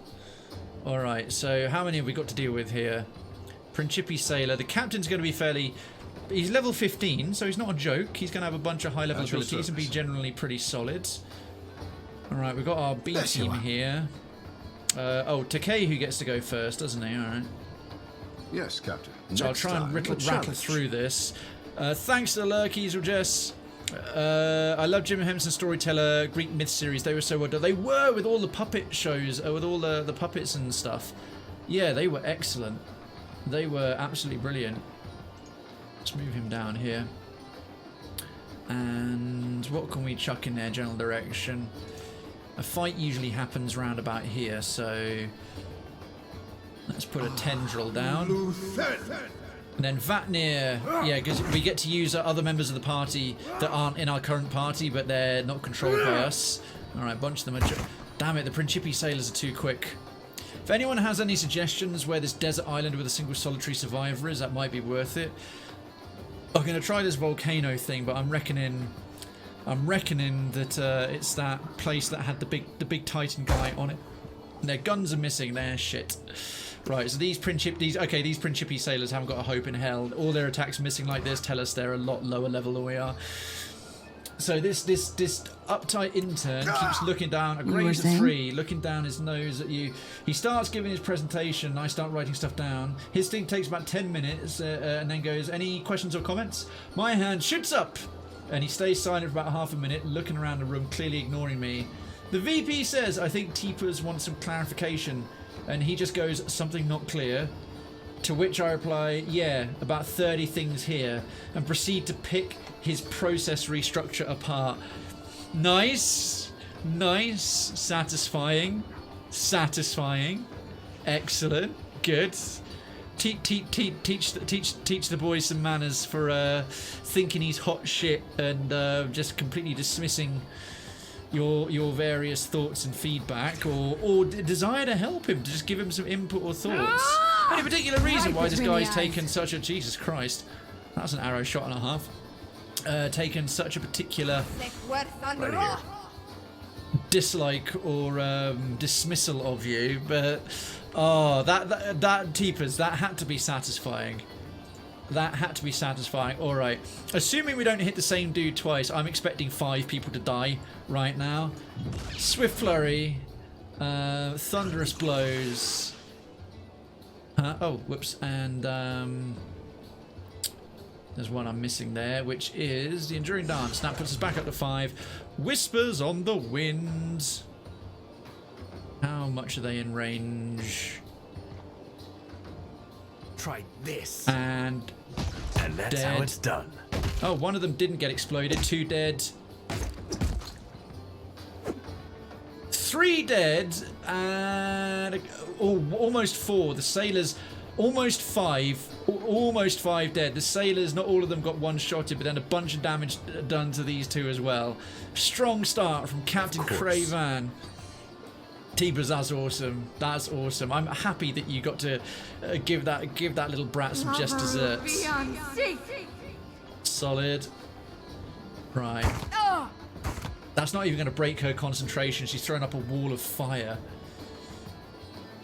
The problem is, I think Krayven is not going to have enough wounds to do a great lot there. All right. Oh, it's crying out for some AoE. Idwin the rogue, she's pretty solid. She was our main sidekick for the oh god, Beast of Winter. This little bird cannot fly very far, I'll tell you that much. Anyway, let's take him out. Exploded by a parrot. Your NPC parents are so disappointed in you. Need something? Need something? My name's Constantine and my voice is amazing. I wasn't actively trying to be a jerk, and I was doing my best to do civil criticism. Oh, no question. Yeah, sorry if I made that sound like you were like really enjoying going, well, fuck you, skewering this guy. It's more the case of like, yeah, you clearly had some useful input for him, but because he's a jerk, he just dismissed you out of hand. So finally being able to sort of give some valid criticism back, having been sneered at or ignored or dismissed by this person, it's got to be all right. Got to feel okay. During my birth, this is supposed to be a learning experience, and I'm honestly trying to give him access to my experience. So as I go through, this kid just gets more and more frustrated and irate, while the other people on his project team try to defuse the situation by intercepting my questions before he could answer. But the kid just starts getting louder and angrier. Oh, he seems to just have taken a particular issue with you, honestly. That's... so he's completely failing to take any criticism or feedback, and it's from someone who he's just completely disregarded. Look, gonna kill zombies and have you up on the other screen. Good luck with it, Lotus. More dying light, I'm assuming. Thank you so much for leaving that lurk. That was really, really kind of you. Any of my councillors there? Any of my town council currently present? Can we do one more shout out for the Blue Lotus, please? She's a friend. She's a lovely person. So are you. Back at you. No, you're awesome. You're breathtaking. Go kill those zombies and take care of yourself first. You're always putting yourself out for other folks. Don't forget about yours truly. No, you. There we are. Yes, folks. Blue Lotus is a friend. Very nice person. Very nice streamer. Very conscientious human being. I gotta sing the Doom song now. Please go give her a follow. They are all doomed. Dude, I'm just going to let you hit me. 6 months later. Would you please stop singing? Proximity warning. Planet ahead. Yes! Grr! We're here! We're finally here! And 6 months of just that. Yeah, that's right up there with Chinese water torture. I just need these idiots to gather up so I can just have a Merca, my drunk rogue monk. She gonna get involved as well? Oh, Jody! Ah, Jody! Jody loves a good dicking. Is back on deck. Right, well, we're gonna wipe this crew out, just hopefully quickly. Alright, Idwin, get stabby. Get stabby. What? How did she get distracted by that? Man, NPC people just do not do that much. Right, Merca. What? What, you missed? No! Oh no, Merca's voice is hilarious. I wish I got an opportunity to use her more. But she doesn't seem to have anything to do with any of the DLC, and the DLC act as the kind of companion quests for non-companions. You need something. Oh, that was really helpful. Vatnir just run forward and put his axes away. Love it when that happens. Yeah, mate, you could drop some AoE on these like clustered idiots. Teach them about grouping. What are sailors weak against? Frost, of all things. Okay. That's weird. You think they'd be a bit hardened against the cold, although I suppose they are sailors in a sort of hot climate. The Deadfire. It's got fire in the name. Right, that should sting. Wall of Flame. Oh, that's good. Darkens. Hope Thank you you give very the much right for 75 person the biddies. credit this chair. I have not gotten the credits wrong on anyone all show, and I won't, and I will keep that record going. Thank you so much. Thank you very, very, very much indeed. That's extremely kind. Eventually he just shouts, "You just will!" Okay, what are your answers about not being clear? And the VP waves his hands around and goes, "That's enough. Everyone calm down." He stands up and just goes, "There's an important lesson to be learned here. A partial college education doesn't mean you are more qualified than a man on the floor. A full degree doesn't either." He points to me and says, "This is the reason I asked him to be here, and there is a reason he is the go-to man for when something goes wrong or needs to get done." Oh, that's so cool. That's awesome. I'm actually going to read this story fast from the top because you took the time to do a longer story by Twitch chat standards, and I've asked for sort of stories to Story Sunday, and I think this is just so good. So from the top, right, so this is Tipa's story back to back, and I really, in fact, I'm going to come out and do this properly. I want to just sort of give this some justice, a bit of Story Sunday. I haven't stopped to do a little chat read. We'll get back to the fight very shortly. Tipa's After Dark with his Story Sunday story. So a bit of backstory. When I was young, I grew up in a military family, so I didn't have a lot of money. College wasn't on the table for me unless I did military time, and I didn't want to have the same life as my father did. I went into trades and found that I liked it, so I've been doing machining for nearly 20 years now, which is a respectable amount of time, and very specialised engineering work, machining. So the company I work for employs interns, and they are paid decently, which is rare and good. It shouldn't be as rare as it is. Also, they don't spend time getting coffee. They work as assistants on actual projects when they aren't doing mock projects. Additionally, a few interns that do very well may be offered a job after graduation, and the company will reimburse up to $40,000 in education costs for them in exchange for a 4-year employment contract. So an intern performance is contentious, and intern positions are always filled to max. Last week I was heading to lunch and my boss stops me. I actually missed out a chunk of that earlier. I went straight to the next one, so I'm glad I read it back. My boss stops me. He tells me that my presence was requested in a meeting and bribes me by saying food will be provided. Never fails. Never fails. Men or women, never fails. I never turn down a free meal and go to the meeting. The operations VP is sitting there and signals me to sit next to him. Op VP has always used me as his junkyard dog. Is it broken critical? Put Teepers on it. Are we going to miss the prototype timetable? Put Teepers on it. The meeting was to evaluate some projects that were given to the interns. So there I sit, quietly stuffing a meatball sub into my craw, great choice of sub, shiftily looking at the VP sitting next to me, while people wonder, what the hell is he doing here?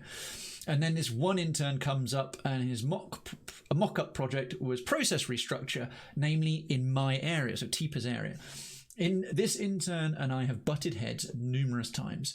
He has tried to do things on previous actual projects in my area, and anytime I try to offer input, he just waves me off or looks down his nose at me. Typical little, like, I know it all intern college prick. He starts giving his presentation, and Teepa starts writing stuff down. His thing takes about 10 minutes, and then he goes, "Any questions or comments?" My hand shoots up. This petty little shit. He stays silent for about... By the way, some of these addendums I'm putting in that are not Teepa's editions. Teepa's has been very civil. He stays silent for about half a minute, looking around the room, clearly ignoring me. The VP says, "Think, Teepa's," wants some clarification. And he just goes, "Something not clear." To which I reply, "Yeah, about 30 things here." And I proceed to pick his process restructure apart. I wasn't actively trying to be a jerk. I was doing my best to give civil criticism.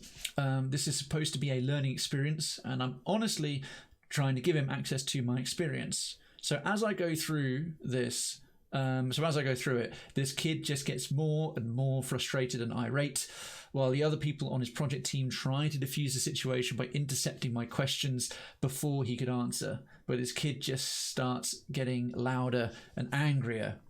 Eventually, he just shouts, you just will, okay? And the VP waves his hands around and goes, that's enough, everyone, calm down. He stands up and just goes, there's an important lesson to be learned here.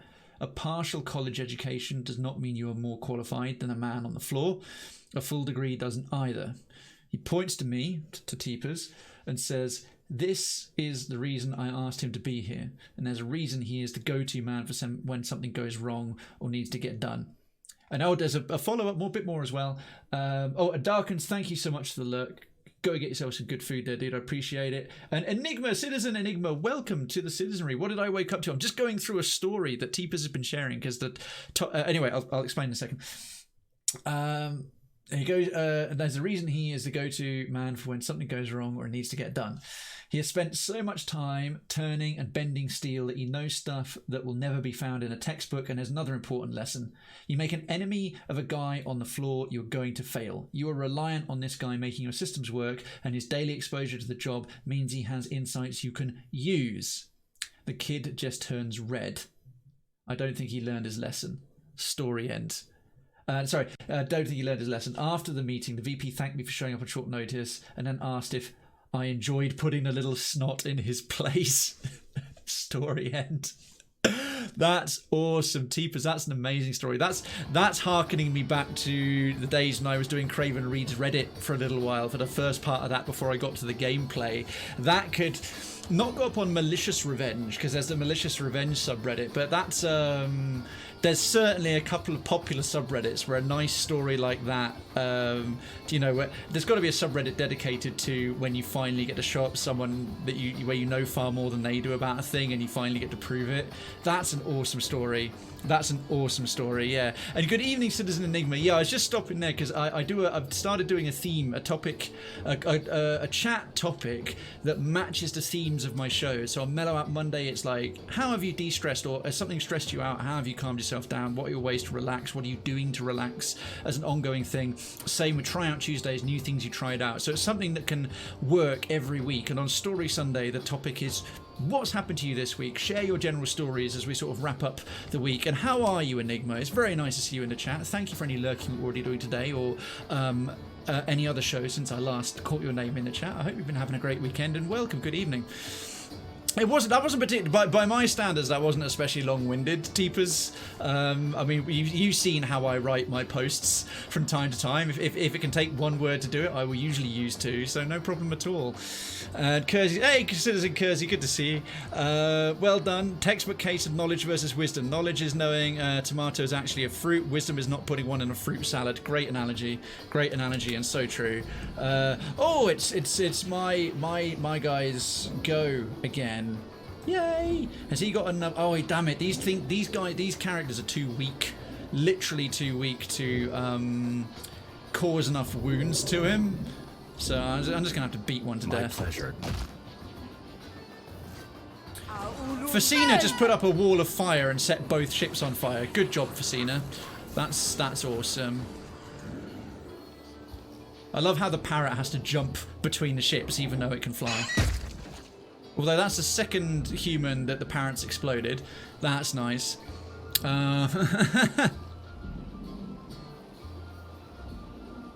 Indeed, that was very well put. And Teepers, thank you for taking the time to write that out. It's a lovely bit of additional, more in-depth, longer block of chat. It was a great story. It was well written. It was really nice to read. So good job. Good job. That was excellent. I wasn't long-winded at all. I enjoyed going back and reading that. Rekka's got to go. Okay.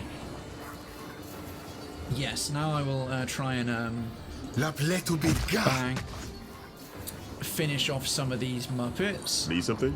Constantine is there. He's over here. Perhaps there's one or two we could shoot down.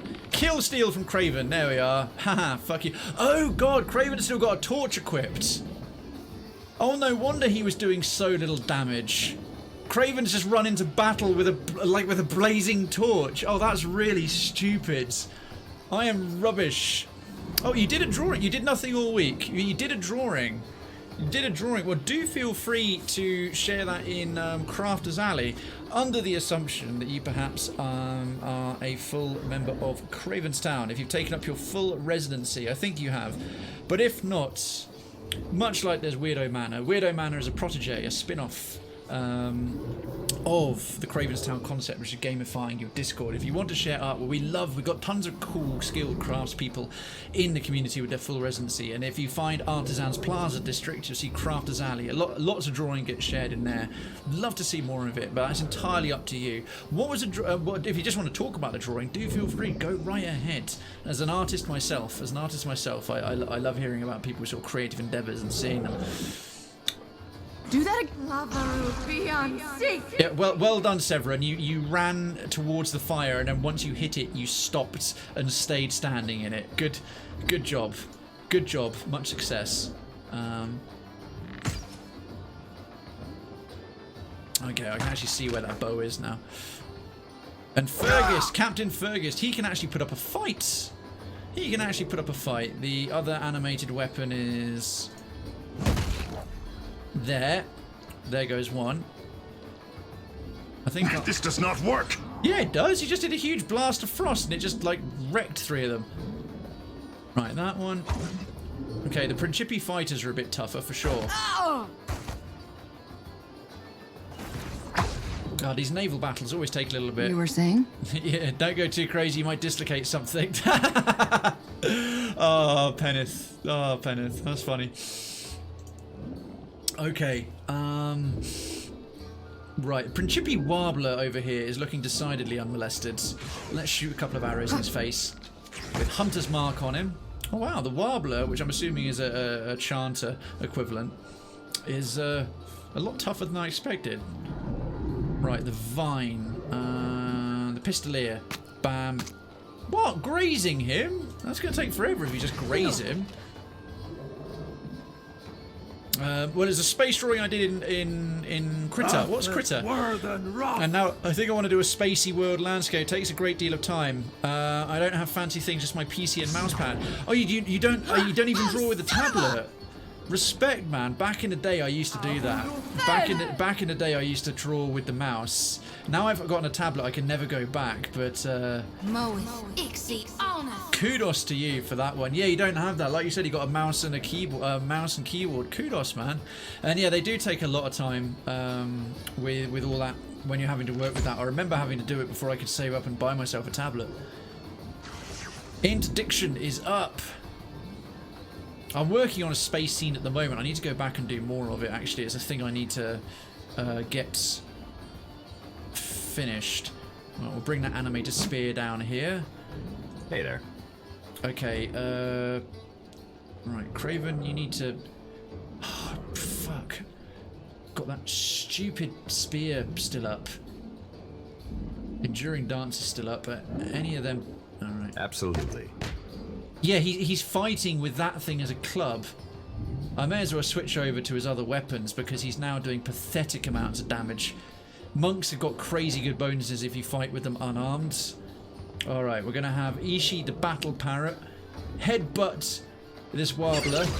Hit the deck, bitch. Literally. Because we're on the deck of a ship. Get it? I know, I'm hilarious. Wow. Wow, great graze from the animated sword we summoned there. This is the problem with fighting with the B team. Yes, Captain. Right, Takehu, can you do like a bunch of damage, please? Or Relentless Storm, that'll work. Do that again and I'm mauling you. Oh, stop standing in the middle of the wall of flames that she summoned, stupid AI. Just standing there slowly getting herself burned to death. Have you heard of the Pepper and Carrot webcomic drawn using Critter? Oh, so Critter is a drawing medium. Is Critter a medium or an app? Like a piece of software? That's why I asked what it was, because you said it's drawn using Critter, so it's clearly a thing. But is it a bit of software or is it a medium I haven't heard of? Yeah, fill me in. Give me more info. I am tech curious. Constantine. What buffs are we using? Oh, I may as well use the buffing one. Worded, builded, sour. Okay, we're doing far less damage now. We've got critters akin to Illustrator, Photoshop, GIMP. Ah, so it's a piece of software. Interesting. Is it like open source, like the GIMP is? Originated from KDE. I don't know what KDE is. I've always been a Photoshop man myself. I've always had access to it. But respect for stuff like the GIMP and then in the 3D world, Blender and so on. Happily. Okay, he can go toe-to-toe against Fergus. That's going to take a while.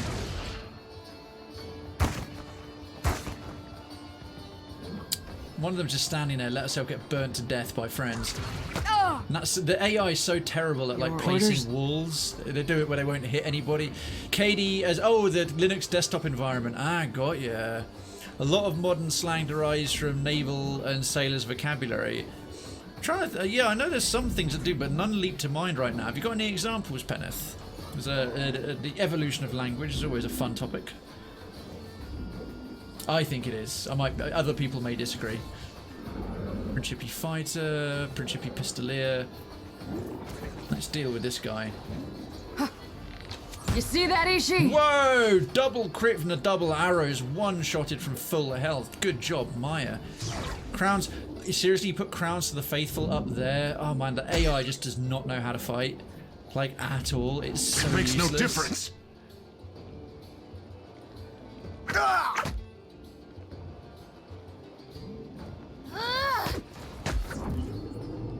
I wish I could. I wish I could take Krayven's weapon off.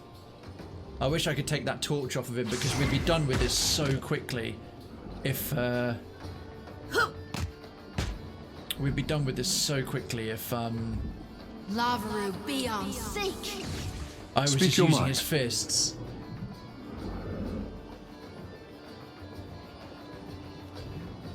Embrace the Earth Talon. Right, let's mess with you too. And that one is... well, we'll bring the spear down to here. 54 damage right up the bum pipes. Can I please get rid of this?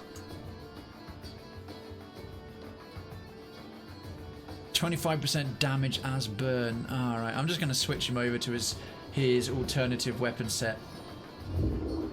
Problem is, changing weapons uses up your turn, which sucks. But at least we'll get Mod Wiz like intense sexual satisfaction whenever she stabs somebody. Case in point, Snafu Fubar. See, Fubar, I didn't realise that came originally from the Navy, as that's been around since forever, because the original is Fubar, fucked up beyond all repair, or fucked up beyond all reason. I know that has been around in software for a long time, but obviously software came well after. Is that originally a naval military slang term? Fubar? Snafu. Snafu! I had no idea that came from naval slang. What is the history behind Snafu? Yo, Abs! Time for me to come out of my lurk. Thank you for lurking all this time. I got boigers. What a boigers. You sound excited. Good to see you, Abs. Thank you for lurking. Thank you for any lurking you were doing at all on the other day since we last caught you in the chat, man. Snafu, situation normal, all fucked up. Interesting. I didn't realise it was an acronym. Snafu, situation. The thing is, a teensy snafu, because those two things are contradictory. Situation normal, all fucked up. Oh, boigers, burgers. Ah, burgers. What kind of burgers do you have, man? I really want burgers now, even though I had a big Sunday lunch earlier. Let's see, what buffs has he still got up? A whole bunch of good ones. Maybe a barbaric strike. Was not as effective as I'd like. Because situation normal, all fucked up. I'm just trying to help. I fucked up beyond all reason just works perfectly, but situation normal all fucked up. I don't quite. Essentially means that things not going right is the norm. Oh, right. Okay, well that's definitely evolved into something, because now snafu is just like a minor mistake. When you don't hear the phrase very much anymore, like, oh, a little snafu, teensy snafu. Teensy snafu is two words that go together when you hear it. It means like the slightest little accidental error But the original meaning then, the typical situations, everything is wrong. Yeah, it definitely doesn't mean that in common parlance. Far from it. I'm doing all right, man. And that came out of SITREPs, situational reports. It's tongue-in-cheek. Okay. It's originally meant to be used. Yeah, the thing is now, it's not even become like a toned-down or a toned-up comedy version. It now refers, snafu in the common parlance, to an individual mistake. Like a small minor thing, as opposed to a typical situational circumstance. So yeah, that's what I mean by the evolution, not in so much the severity, but the actual meaning, a specific thing rather than a general thing. Fubar has stayed completely consistent, and yeah, SITREPs. You got grilled chicken burgers. That sounds lush. That sounds so good.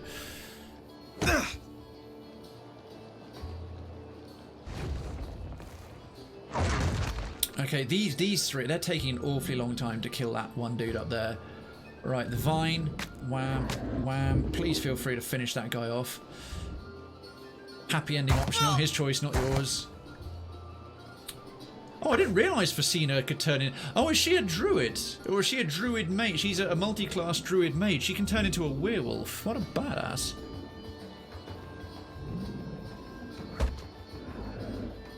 Right, Barbs of Condemnation. Yeah, they've been waiting to go. You were saying? She missed again. Is he already marked? He is. Right, accurate wounding shot. A wise decision. Ha! Drazar 46. Welcome. I recognise your name, Drazar. There was someone very similar. Anyway, welcome. Residency granted. Lodgings are being prepared. Please ignore the screams. They are screams of joy. If anyone happens to send from this official Krayven propaganda, report them to the nearest enforcer of re-education and, if necessary, processing. Lovely to have you. Thank you for supporting the channel. And Drazar 46. If you don't know your 40k lore, he or she is the master or mistress of blades.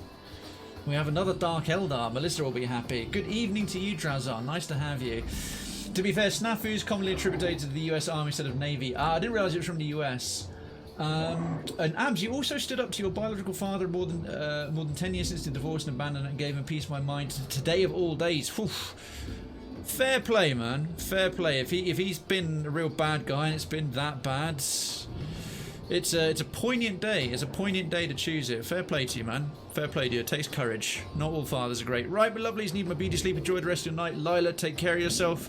Sleep kindly. Not that you need a beauty sleep, because you are beautiful. And we will catch you very, very soon. I'm sure we'll see you tomorrow in the week. And I saw you dropped me a reply earlier. I will have a look at the DMs either tonight or tomorrow.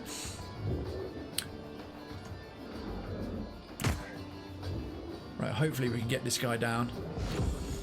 And welcome on in, Drazar. If you've arrived here more recently or a bit newer, well, thank you if you've been lurking in the background for a while already and decided, I like this. I'm enjoying this narration. I want to sort of stick around. That's very, very kind of you. And this is, if you're arrived more recently, this is Story Sunday, so it's a de facto day for all big narratives. So stories, things with lots of dialogue, lots of lore, stuff like that. So it tends to skew towards the big RPGs and things like that, and of that nature. Okay, right. That should have finished off most of the remainders. Something else. That should have finished off most of the remainders. So yeah, taking on these big epic RPGs is kind of the norm. And if you want to, I have an ongoing chat topic specific to each day's theme, because I do themed days. So Mellow Out Mondays, like how you've relaxed or how you've unwound from stressful things. Try Out Tuesdays, new things you've tried out or something you want to try out, stuff like that. And Story Sunday, sharing your stories of the week. RPGs are usually pretty good. I agree wholeheartedly. Excellent. Well, you'll like it here.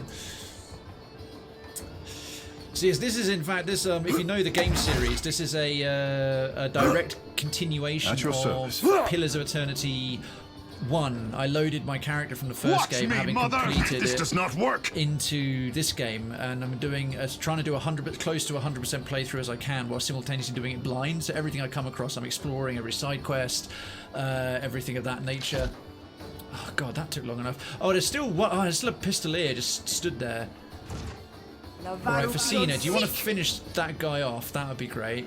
And we've got another animated weapon that won't get there in time before it despawns. In turn, that one's gone. Right, Jyoti, right, a few more of them are going to run up there and deal with him. Ishi, go battle parrot. You won't make it in one turn. And another animated weapon that won't get to do its final swing. Ooh, or will it?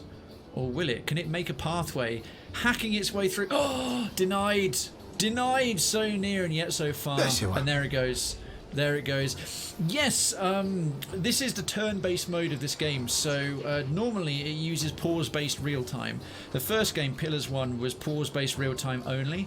Very much spiritual love letter to Baldur's Gate, Planescape, Torment, and Icewind Dale. Having done a 200-hour blind playthrough of that one first, I decided we'll mix it up by doing turn-based, because they introduced an additional mode, a turn-based mode, to the game. For this one, it works like Divinity Original Sin 2, but because it wasn't made for turn-based, it doesn't work as quickly and as slickly as the Divinity game. In fact, it's taking quite a bit longer to just do the same fights as pause-based real time. If I could go back, I would do this. Pause-based real-time again, but I just wanted a little bit of the variety.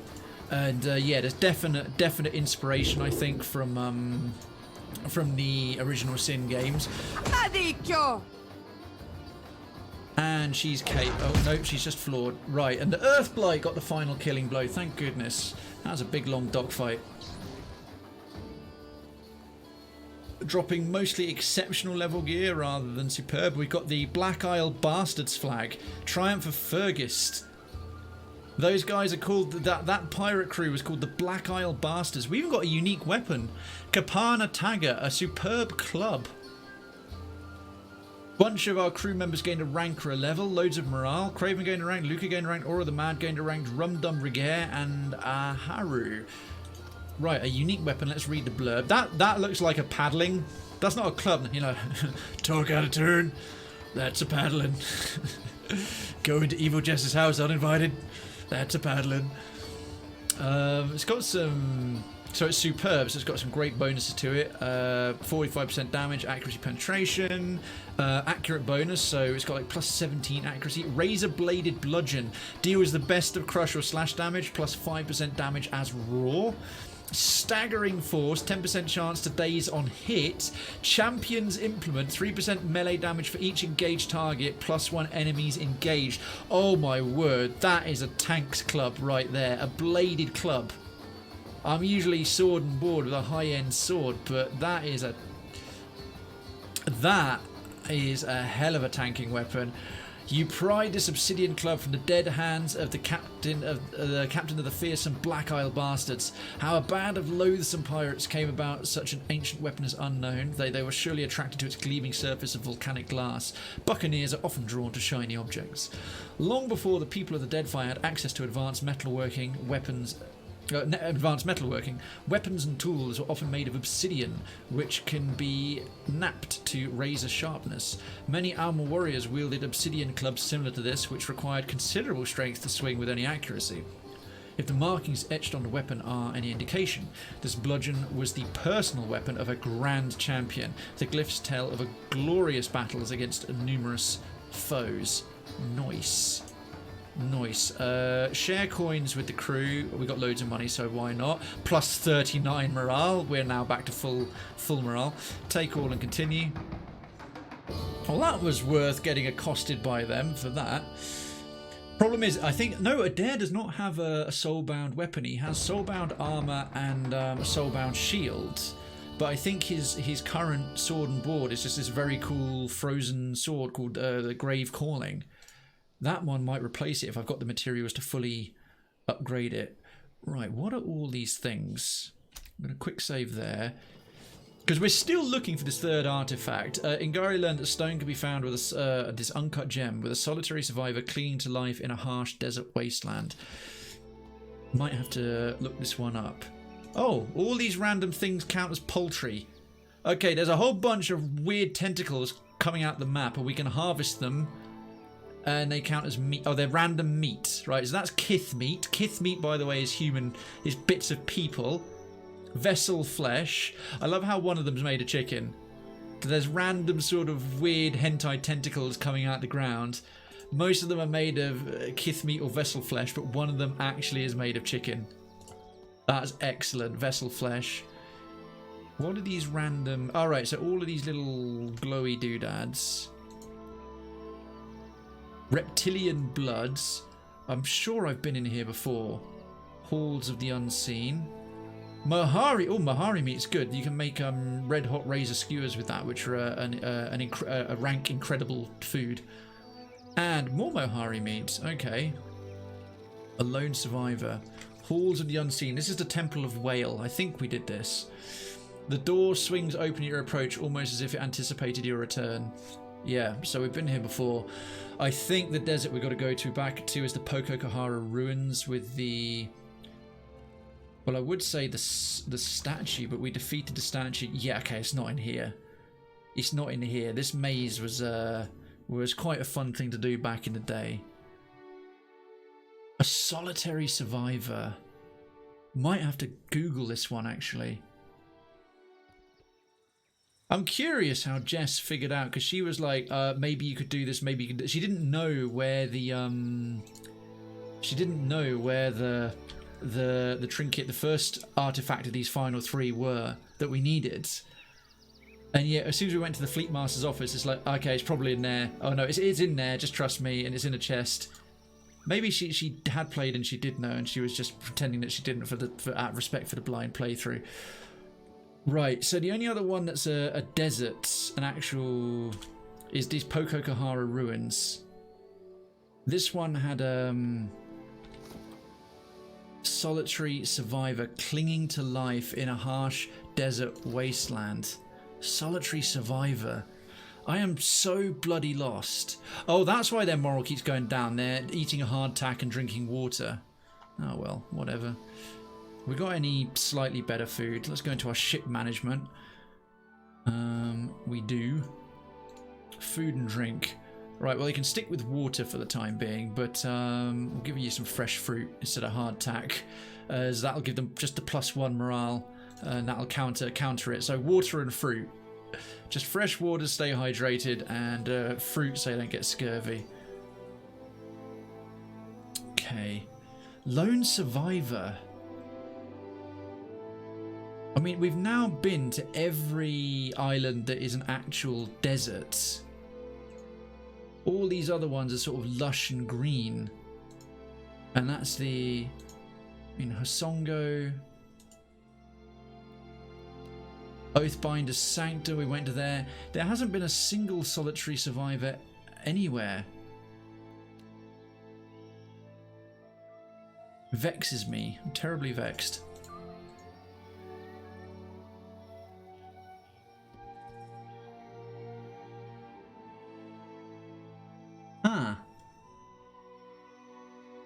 Seems to be a Huana shrine. Approach and identify it. Has anyone got the religious ability? He's Huana as well. Success. It portrays Rikuhu, the Huana's rendition of Berath. An inscription runs along the shrine's base. Some flee, others fight. Rikuhu consumes all. It's a pair of stone eels twisting up the sculpture. Each eel's mouth clings to the other's tail, creating an unbroken circuit. Pollen and dirt dust the statue. The grass grows wild at its base. It seems to be sometimes since this shrine was tended. As a monk, you can meditate, which is quite nice at the shrine. Set camp and rest. Pray at the shrine and rest. Meditate on your travels and rest. Yeah. Seated at the shrine, you steady your breathing and allow your muscles to loosen. You organize your thoughts, setting them in order. When you stand, everything seems less perilous or more attainable. 8 hours pass. What does that give me? Finish, you return to your travels. Okay. That's a nice little bit of lore. Right, I'll just try and look in here, and if it's not in here, I'm going to have to sort of bite the bullet and Google. That'll be the first time on this playthrough I've not figured something out, but I'm like, yes, now this is the actual front of it is a desert is a desert. We've got the Valiant Trading Company camp, an oasis, a Zauric camp, an obelisk. This is promising. Solitary survivor clinging to life in a harsh desert wasteland. This is the only character level desert that we can go to, actual desert region, unless it's like a randomized one, because you know if you have like random encounters, it will make a generic mock-up of the environment that you happen to be in. I think this is the only major desert environment that we can repeatedly step back inside. Let's just wade through this quicksand without sinking in it. Can we find it? There's got to be a... It's got to be here. It's got to be here. I tried everywhere else. Right, Valiant Trading Company camp. Was there a survivor from here? Like a friendly NPC that like we just didn't... Give me a real challenge. Tent is empty. Or a sack of excavation tools. Yeah, because there was a Valiant Trading Company folks looking in here and they all got... The ones that didn't get killed by the enormous titan that was guarding the place died inside in the ruins. Alright, yeah, anything I didn't pick up here were ship supplies that we didn't need. I'll drop a quick save there anyway, because that ship's battle was solid. The weathered stone well seems fairly old, though you see fresh signs of excavation and sand around it. There's a rope there again. The rope dangles over the side, trailing to darkness. Toss down a pebble I've done before. After a few seconds there's a splash. Pull up the rope. Hoisting the rope is surprisingly easy. The reason for that is soon becomes clear. There's nothing attached to the frayed end of the rope. Alright. Curious. Hoping we could do something further with that. A lone survivor in a harsh desert wasteland. I mean, this is a desert wasteland. It's not harsh. Getting Tatooine vibes. Yeah, there's... Oh, hello. What's this? There's the boss that we fought. He's fallen apart. Well, that's not really a survivor. It's just a smelly corpse making a gooey noise. Thoughts, anybody? I am so lost. We can get straight down to way station level 3. We've got the Zauric camp round here.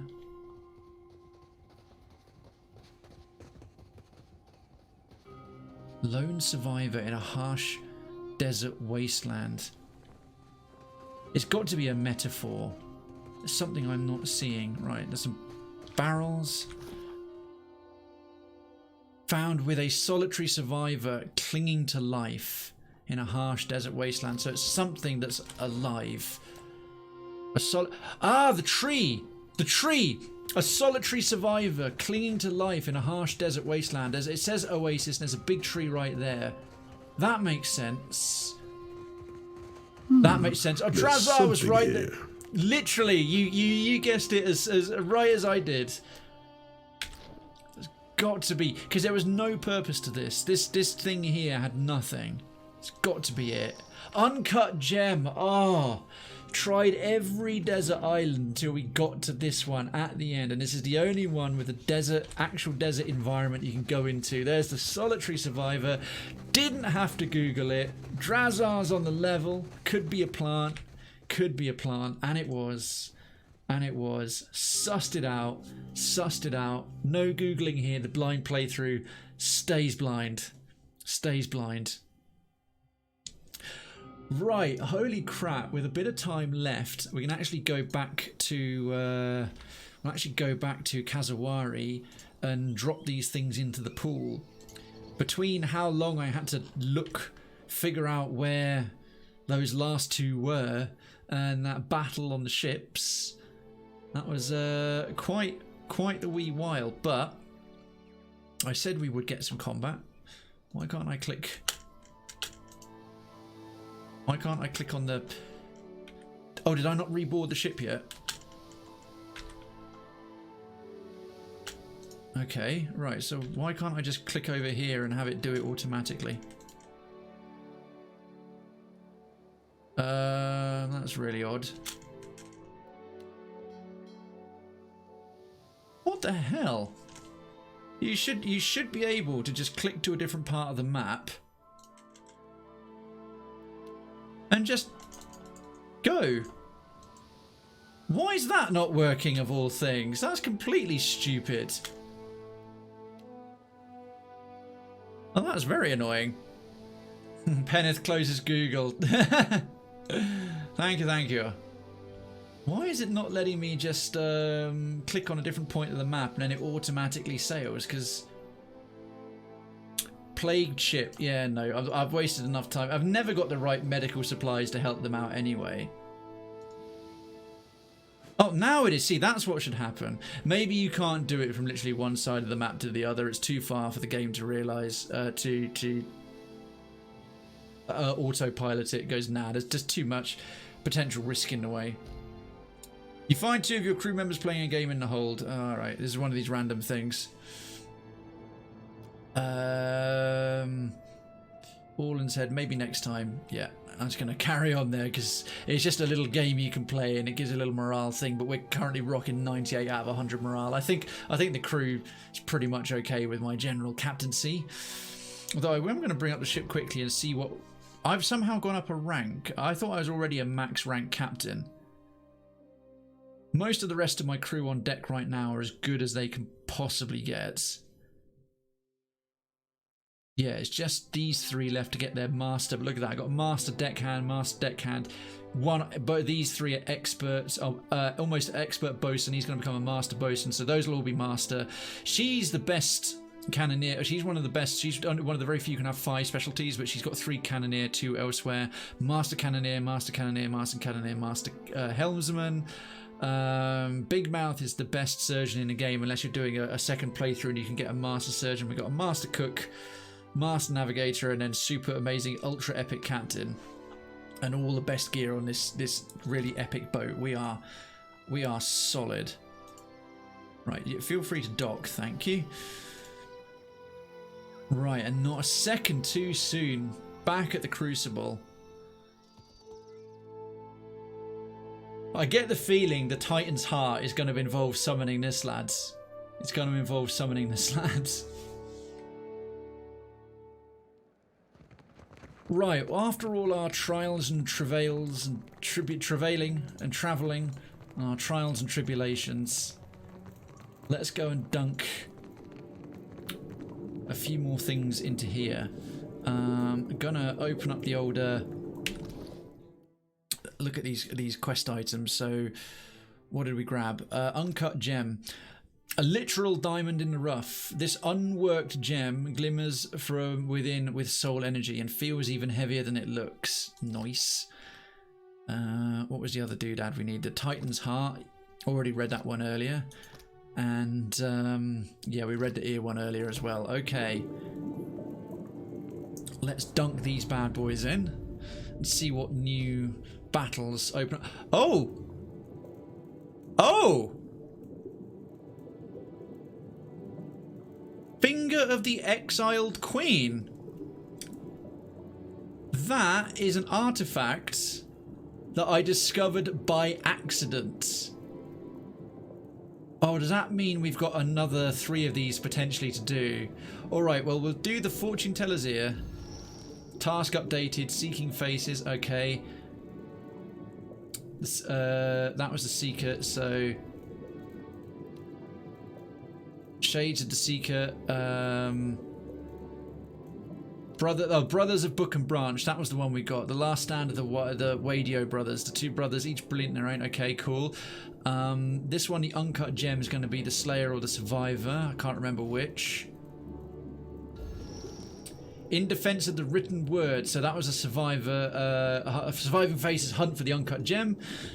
Protect the research notes before the Archmage's unruly imps can destroy their master's corpus of work. While an individual imp might not be a major threat, each set of research notes the imps destroy will inflict a cumulative creeping death on the non-imp participants. Ah, so you got a little bit of a sort of defend the base. You're starting to get some different types of fights going on in here. That's cool. She's gonna be missing that, you know. Oh, she's got 9 more, Penneth. It's fine. All right, Titan's Heart. This is going to be a Slayer one. So we've got Changeling's Dance and Cult with the Naga Shaman left. So Clash of the Fire Titan. Right, that's clearly the enemy in the loading screen, the Fire Titan. Well, while most warriors eventually fall prey to the cycle of seasons, the Engwithan Titan is a construct of ageless prowess. Centuries cannot dull the purpose nor erode the resilience of these massive statues made animate.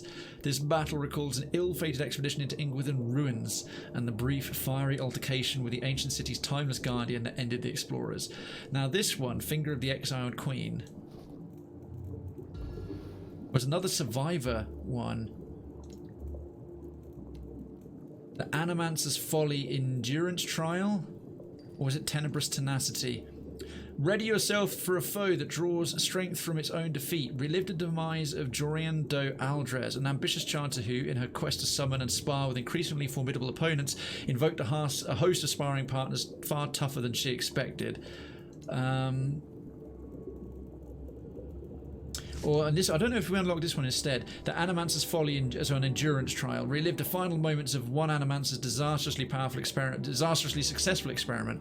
This fight will pit contenders against an overwhelming horde of constructs, with only the Animancer's ill-conceived failsafe to even the odds.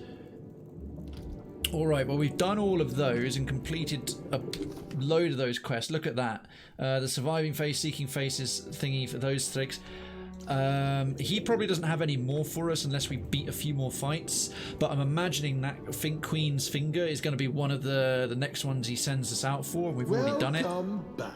Thanks. I hope I can be of service. Have you any new rumours of artifacts for me to locate? Where is the hunter's Yeah, he already says that every time. I've told you all okay. you now know, as I know. Right, so that's, we've reached our cap again. We've got to win a few more battles. Well, no time like the present. I think we've got room for one proper scrap. Can't believe we found one by pure blind luck. I kind of like that. We've done two of each. I'm saving the stuff like the Fire Titan and some of the endurance trials for later. I think the Fire Titan I'm going to save till last because it's the loading screen. So unless there's probably going to be a follow-up thing for once we finally complete the Crucible quest, which is the meta quest, and we're going to have to battle some of these other teams that keep being snarky to us every time we win a fight. But out of these paths, I'm going to save the Fire Titan for a future stream. Watch this Brothers of Book and Branch. This battle, the Wadayu brothers, two brothers, each brilliant in their own respective fields of magic, divided their studies between mastering their own skills and learning to counterspell their brother's wizardry. Attacked during a laboratory test of each other's defences, each brother dragged countless assailants into the wheel with them in their dying blaze of glory. So two very tough wizards. Secrets of the Ooze. Cult of the Naga Shaman. So this is going to be like a bunch of poisonous Naga. It's pretty standard. Tenebrous Tenacity. Relive the demise of... Okay, so this is going to be a whole bunch of sparring partners. I don't know. The Changeling's Dance, a perennial crowd favourite. Wearing a form not your own. A warrior that perseveres even when denied their core strengths. I think I'll save that one for later. Not entirely sure. We've done quite a few now. Brothers of Book and Branch. Led by a mighty poison shaman capable of summoning reinforcements. Oh, that's going to be a pain. He'd have to go down, or she would have to go down really quickly. The Animancer's Folly. Defense of the Written Word. I'm liking this Brothers of Book and Branch. Two powerful wizards. The Seeker's Path. Let's have another crack at that. Brothers of Book and Branch. Okay, bring it on. Bring it on. We don't have any wizards with us, so they're going to be throwing a lot of magic. We're going to meet their magic with our melee. Oh, there seems to be a few other characters with them. Akumeno Waijo was a mighty druid in his time, and his brother, Masumeno Waijo, a wizard of no small renown. Ah, so it's a druid and a wizard. Not satisfied with mastery of his own art, each developed powerful wards against his brother's craft. Gotcha. Believing themselves safe from one another, their sparring matches would ultimately destroy them. Huh. Sleep time, folks. Take care and stay safe. Penneth will catch you later. Catch you later. Thank you as always for being here and hanging out. I hope Liverpool won and your football was enjoyable. Probably see you tomorrow around town for Mellow Out Monday. But regardless, when we see you again, thank you for being here. Stay safe, keep well. Right, last part of tonight's show, and these fights are quite substantial. I'll follow your lead, Captain. This could go any number of ways. All right. Combat has not begun yet. So we can stealth it. We've got an arcane ward and a nature ward. Liverpool drew. Oh, too bad. Too bad. My pleasure, Penneth. I'm glad you always find it as such. So the two brothers are up here. We've got Druid brother, Wizard brother. The Druid has got a Jungle Lurker and a Vine Lurker, and the Wizard has got a Rusted Construct and an Ironclad Construct. I said they've literally mirrors of one another, Arcane Ward and a Nature Ward. Okay. I am thinking the Druid's more likely to have healing ability. Regular Wizards don't have any kind of healing magic. They have offensive elemental magic, and that is and they have wards and shields, and that's it. They don't have any way to directly heal themselves unless they have potions and stuff. Druids do, and Druids have diseases and stuns and more kind of debuffs and utility spells. So I'm thinking take care of the Druid first. Oh, shit me. I almost started this with my character fighting with a bloody torch. Right, and with the wrong spells. Okay. After that slight snafu, we're all right again. We're all right again. I need to change up some of the gear they've got. This. That's a rogue only cloak. That's pointless for him. Yeah, because some of this is still generic magic. What is he wearing? Exceptional. I can't bind the other thing. All right, that's fine. We're good enough. We're good enough with what we have here. Shit. Who did that hit? Arcane. Oh, Arcane Ward. Immunity to wizard spells. 100% double damage. Okay, immune to wizard spells. Double damage taken from druid spells. Okay, that's right. We're destroying those very, very swiftly. Oh, I can't charge them. All right. Krayven is going to nail that thing. And you're going to charge the Bog Lurker. You need something. And how many does that stack? Does that right here literally stack? Razor's Edge, Nature's Resolve. Can't tell. All right. Anyhow, we're involved. We're involved. Yes, Captain. All right. Well, who's you go need is it? something? Yeah. De-stealth yourself. That will do, I say. Now, what are these guys weak against? They're weak against fire. We don't have any fire. We got the closest we got is boiling water. We'll do that. Captain. Maya might have the range to not have to go into that druid miasma, because I don't really care about the wizard spells over here. Alright, let's take an accurate wounding shot against the stunned lurker. Okay, they're not too tough. They're rocking about 300 health each. Yeah. Okay, yours truly. We are going to smack the piss out of this. Hopefully it's not too tough. Oh no, it's friendly. It's in shit, I just wasted a turn on it. It's indestructible. Ah, crud. Right, let's not stay in there. It counts as an allied thing. Absolutely. Okay, that's a problem. It's okay. Hopefully, it's only when you stay in that bubble. Right, I'm gonna have to think kind of tactically about that. Now, so we're taking double. If we stay in there, the wizard can't hurt us, but any spells he throws at us are going to be ludicrous. Spells don't usually instant fire, though.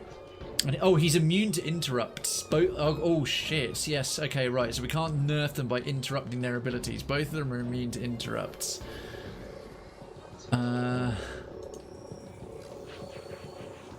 Right, so it seems to be while we stand in there. So these wards are technically allied. That's sneaky. That is sneaky as. Okay, if I run him directly forward, is he close enough to summon his weapons on the upper floor? Oh, close. Okay, put them right there. I'm going to send the animated weapons up to start harassing them right away. Oh, okay, the wizard's coming straight in. Okay, so if he's coming in to cast stuff, his brother's using a bow. Interesting. We can use this to our advantage. He's not casting spells right away. If his things can't hurt us. We might have stealthed far enough away from these constructs that they don't get into the fight. I've noticed the arena's so big that if you stealth away in certain instances, and you start the combat off to one side, it leads, if there's mobs like way over the other side, they don't actually start, they don't end up engaging you right away, which is a nice way to deal with the fights in phases.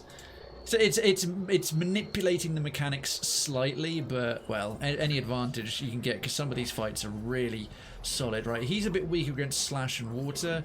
This one's weaker against pierce and fire. So we'll send the spear against him, because the pierce damage is better. Okay, 40. That's not even 10. So we're looking there about at least a solid 500, 600 plus health each, which is by this game standards a lot.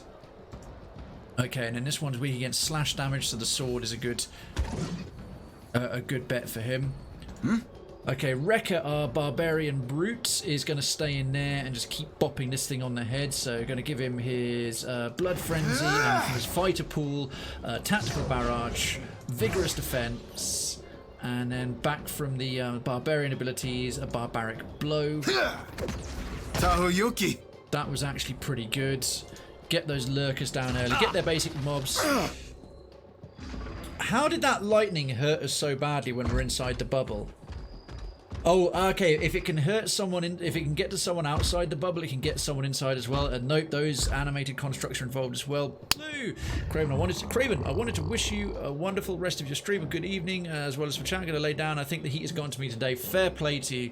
Fair play to you. Thank you so much for the raid earlier. It's really, really nice. Thank you for hanging out this long. Get some good rest. Yeah, don't pass out in the heat, because it is humid and muggy and all kinds of things like that, and I will catch you soon. Right, let's melee, let's headbutt this thing. The parrot headbutts the bog lurker and the jungle lurker, and the jungle lurker falls over. Whoop whoop, jungle is massive. Indeed, likewise, as Mandy says, I hope you feel better. Right, so the rusted construct is a lot slower. Constantine, I mean, we're supposed to... Jesus! And I'm back from outer space. Trying to find another is. I'm trying to send in darkened space to thank you for the 75 biddies. Thank you, my dude. Thank you very, very, very, very, very, very much. Let's put the debuff chant back on as we stand amongst the constructs. Although that rusted construct is getting far too close for comfort. We'll put him about there and then shoot this thing. Whoa, that did amazing damage against a rusted construct. Thank you so much. It's been quite warm here recently. It's supposed to be warmer next week. Summer has officially started. Summer has officially started, that's for darn sure. Grasping vines are going to do hobbled. Thankfully they don't do damage. An animated spear. Stab him. Animated sword. Slash him. There, if they can just stay there this whole time and do that, we're going to get such money's worth out of those spells. Found the grub I was looking for. This is not the grub you were looking for, but it was. What grub did you... I had you some shrimp. Nice. Should we call them here prawns? Weaker against crush.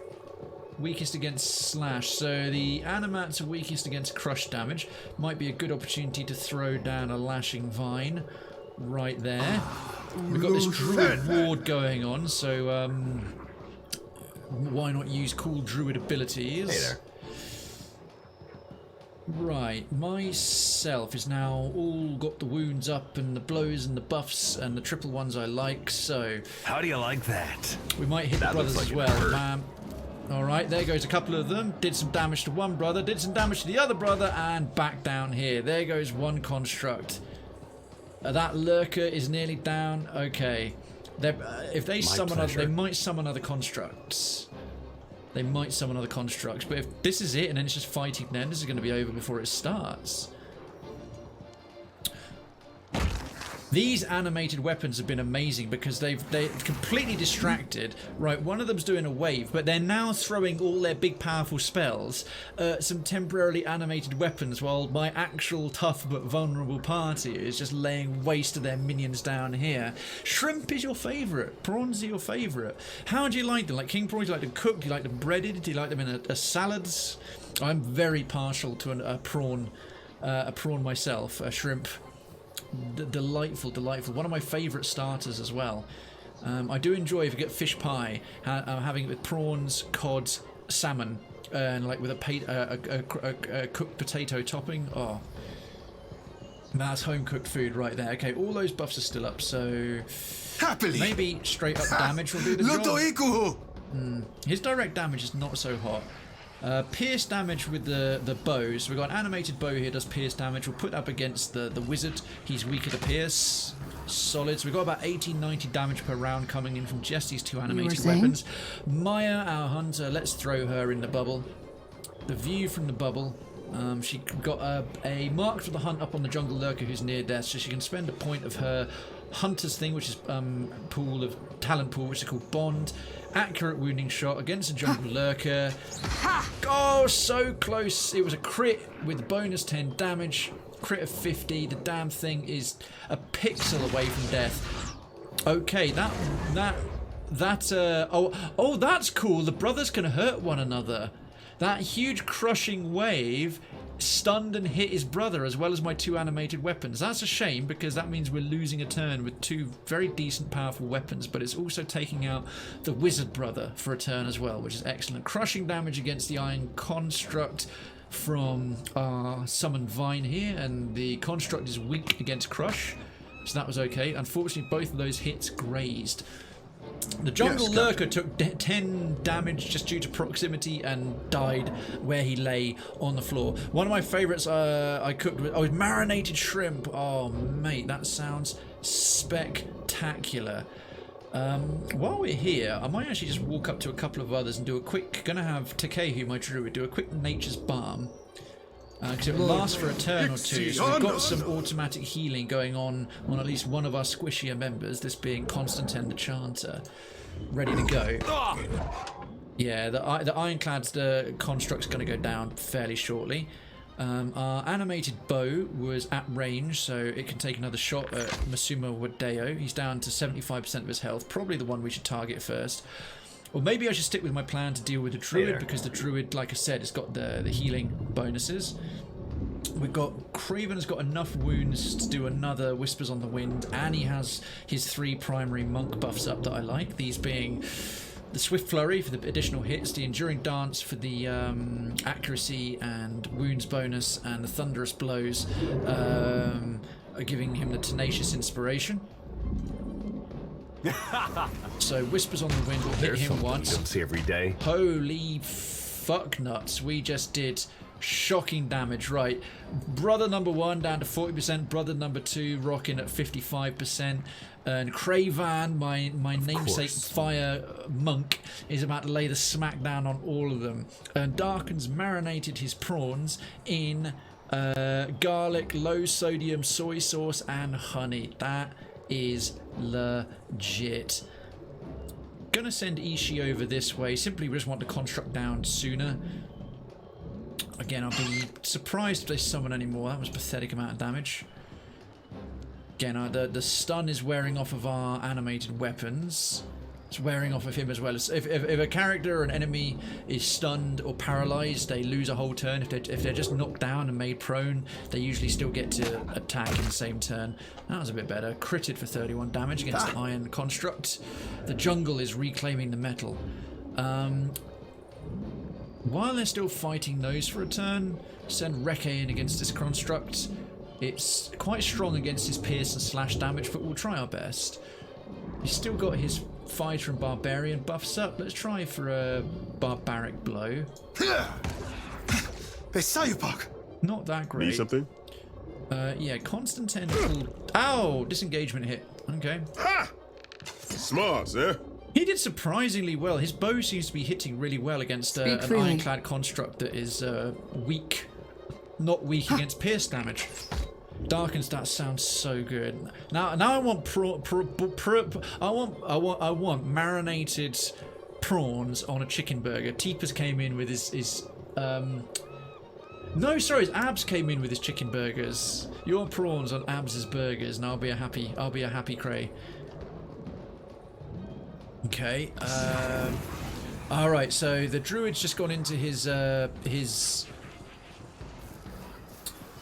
wolf form. He's casting another one of those crushing waves with the stun and solid damage. His spirit shifted into as a wolf. We'll keep shooting. I'm doing pierce damage against the wizard because he's more susceptible to it. Hey there.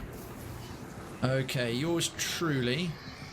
Oh, okay. Very much being targeted by him. We don't have enough wounds to do the cool ability, so I'm just going to do resonance.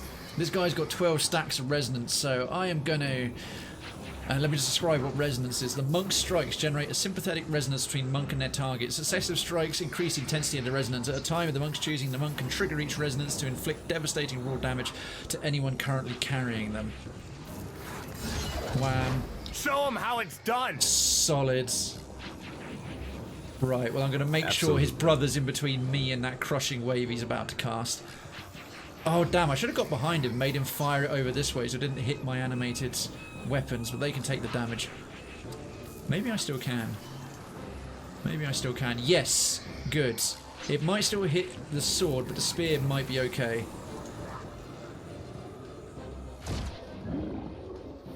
Oh, all the weapons just deactivated anyway.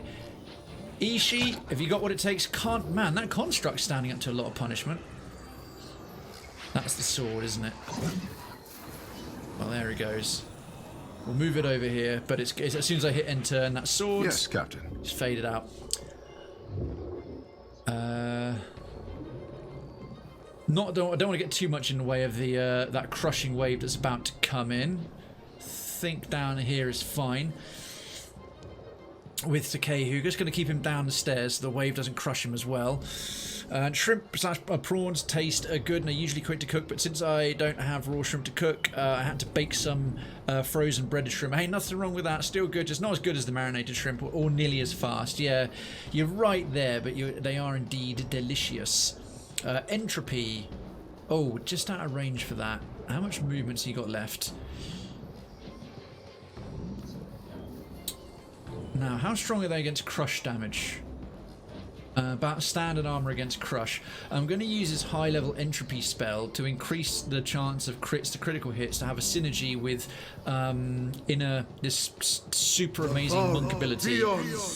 Because if this lands and the wizard becomes more vulnerable to crits, Krayven has an ability called Inner Death. If it crits, the crit does 300% damage to normal, and it's an amazing synergy with that druid spell, the druid entropy spell.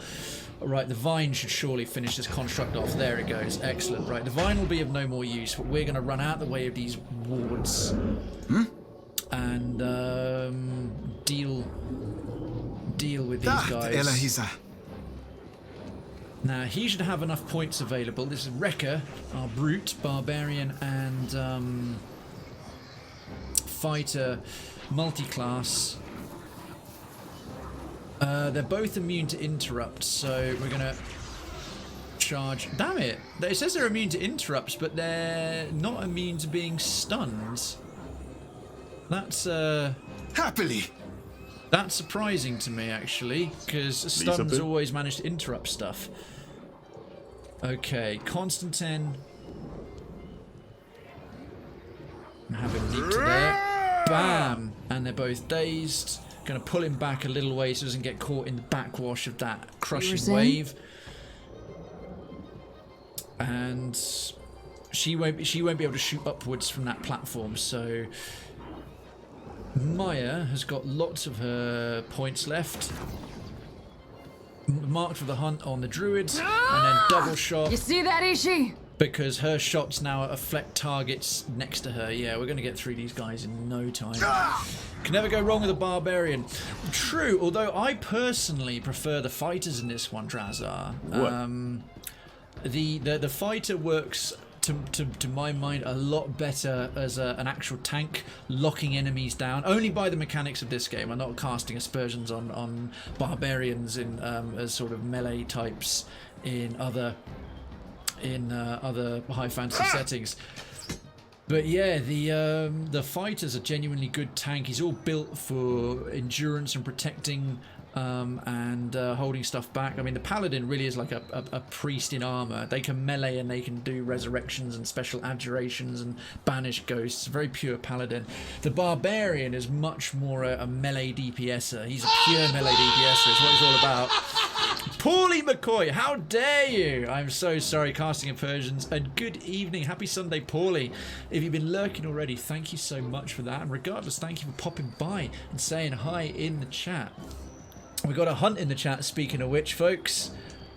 Hunt in the chat, get yourself some channel points. I do them through the bots, so we do have channel points in this channel, but they're not with Twitch. They're not with Twitch's system. They're one with the traditional system, because you can have alerts when people redeem the points, and I have a lot more control over them. They're generally better. So exclamation mark hunt in the chat. Paulie, you contend. You throw down your challenge hat at my apparent dismissal of the barbarian class. I don't blame you. Okay.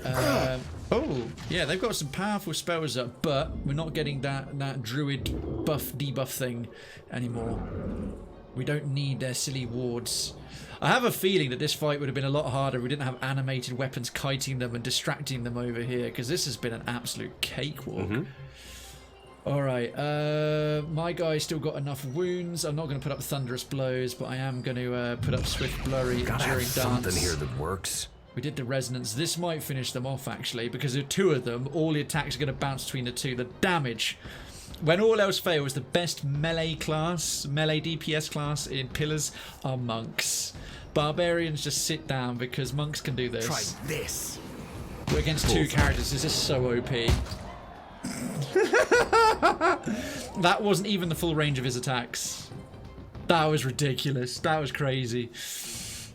That was absolutely mental. Look, dinner time. My husband just texted to tell me since I'm working in the basement. No worries. After this fight, we're gonna do the remaining bits of dialogue and bits of pieces and do the outro. So if we don't catch you before, Mandy, I will catch you tomorrow, I don't doubt. Plated Dust Viper, Duncan, Darkens, Mandy and myself come back with a profit, a tidy haul. Remember Baldur's Gate Shadows of Man? I had dual class warrior major time stop. I actually don't. I know of Baldur's Gate and how the game works and what it's about. I haven't actually played a Baldur's Gate. I didn't have a PC back in the day. And I own the remasters. I own the remasters of Baldur's Gate 1 and 2, but I want to play them in future. So I don't actually know anything about it. When I get around to it, I'll be going in completely blind. But I've got much respect for what Baldur's Gate is, Planescape, Torment, and Icewind Dale. And what they provided. And I've noticed, yes, Windsong, a legendary warbow, a two-handed legendary warbow. Jesus Christ. I've noticed that doing these additional fights, the ones of the artifacts that we're recovering, the additional artifacts, so obviously the fights of the three standard artifacts around the island just give you basic stuff. But I've had a superb and a legendary item drop from these additional fights, which makes them well worth doing. I mean, this thing is ridiculous. The damage is solid. Range and penetration's good. Initiative's okay. Unfit for melee, so minus 10 deflection against melee weapons, alright, fine. But legendary, 60% damage, 15 accuracy, 4 penetration. Loose the Wind, 30% chance on scoring crit to deal freeze damage to enemies in a line. That's in a turn-based mode. That's absolutely insane. That wouldn't be as good in real-time pause-based. And flurry of arrows. Windsong's weapon proficiency modal has a 75% chance to apply distracted to near-death enemies, which means a distracted character has -5 perception is considered flanked for 1 round and scoring a hit. This single solid piece of polished juniper. Of course, they've got juniper berries. They're juniper bushes. This polished juniper seems impossibly slender. Its intricately wound limbs suggestive of feathered wings in flight, practically inviting fracture. Yet the bow gives freely as the archer draws the tight silk string with no hint of brittleness. When drawn, the bow's feathery limbs seem to ruffle, while the grip clings to the archers as tightly as the archer to it. Sighting along a knocked arrow sharpens one's aim, honing one's sight to that of an osprey's. The whistle of the loosed missile through the air resounds like a bird's shrieking cry. Mataru priests sing of the hawk at dawn, a woman said to be doubly blessed by Amira, and who protected the islands from the creatures of jungle and sea. She sailed the winds in days before the coming of Ingwith, taking the form of a bird to hunt the foes of the Amwa, alighting on high promontories and raining arrows on her quarry from above. When a great kraken assaulted a flotilla, she blinded it with 2 deft shots, then leapt among its thrashing arms, slicing through rubbery flesh and staining the sea with ink and blood. Some say she perished that day. Others claim Amira assumed her in the beyond, into the beyond, inviting her into her choral flock. Regardless of the tale, only her bow remained, taken up by those who would claim the hero's mantle. Nice. Well, the bow is going to our archer because that is a crazy good bow. And we are going to take all the rest of that into the stash. The steel one wears into battle is less important than the opportunities found amid the battlefield. In the advantages of your setting, you can find victory. Yep, adaptation over the best laid plans every time. Every time. And before I go, check out Krayven on the socials. All cool kids are doing it. So true. Thank you so much indeed. Those are the social links. If you want to catch me on Twitter, VODs of just the gameplay go up on YouTube, and Instagram. If you're one of those cool Instagram kids, do feel free. Do feel free. Yo, cute. Sneaks in there and I'm late, and hug tackles everyone. Good evening, cute nightmare girl. It is a very nice bow. You have proven your cunning, Watcher, and we deem you worthy to compete for my blessing. Seek the pool of memories when you are rested and ready to continue your hunt. Alright, having done 3 fights, I can seek her blessing, but I'm probably going to do all the fights. The artifacts of each unlocked a battle. I'm going to do the lot. Because they're giving us great rewards now.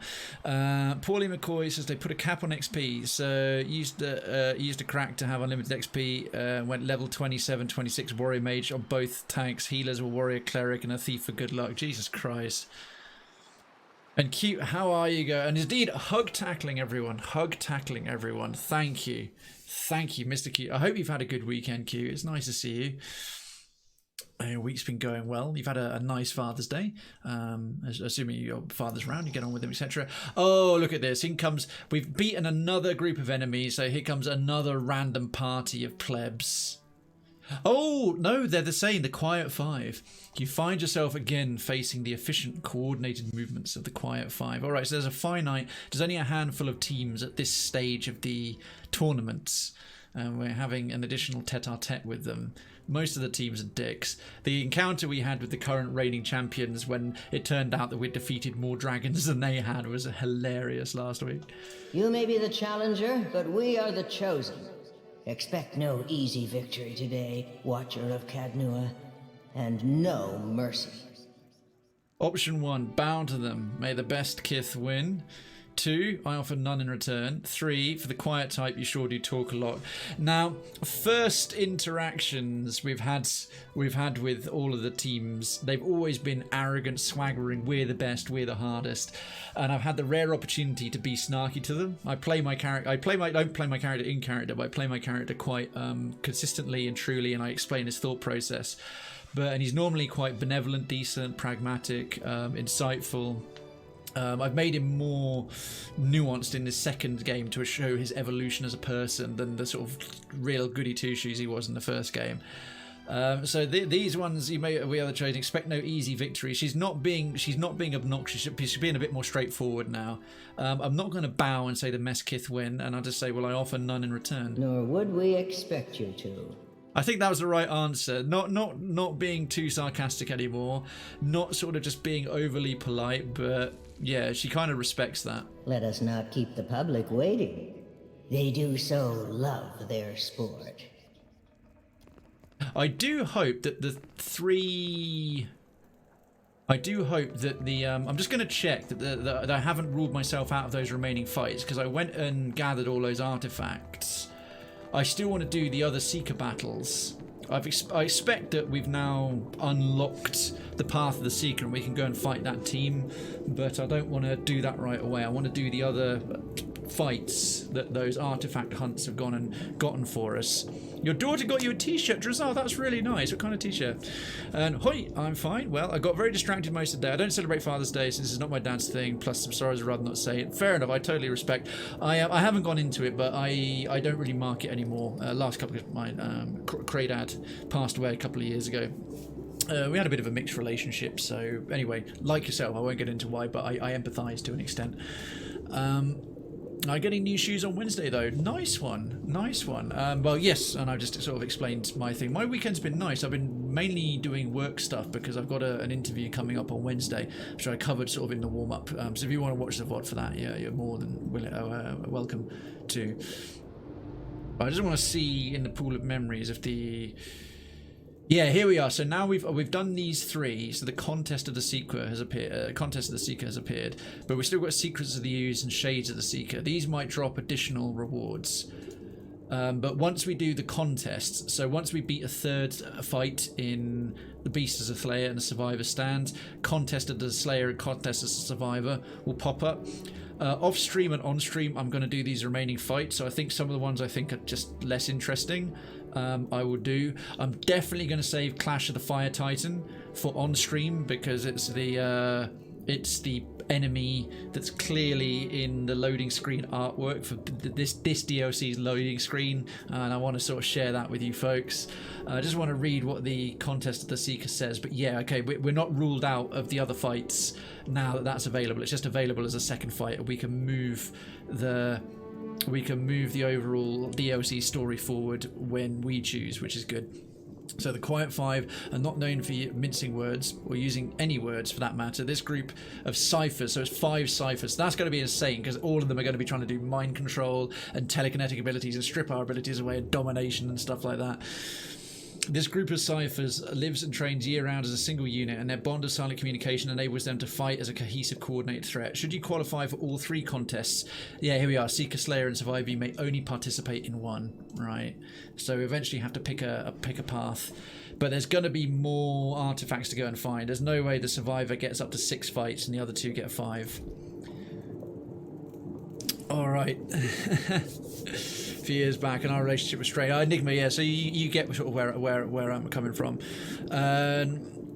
One with I know I swear a lot. It's like a little list of things. I know I swear a lot. I am very sorry. I'll try to be good. 1 and 2 are lies. 4, you can fuck off. Printed on it. My kind of t-shirt. As I'm a little bit blue in the mouth. There's a reason this is not a family friendly, listed as a family friendly channel, but because I'm very, very British, it has an air of whimsy, and I do like to get creative. I don't just drop swear words every other word, but I like to get rather fun and creative with my insults.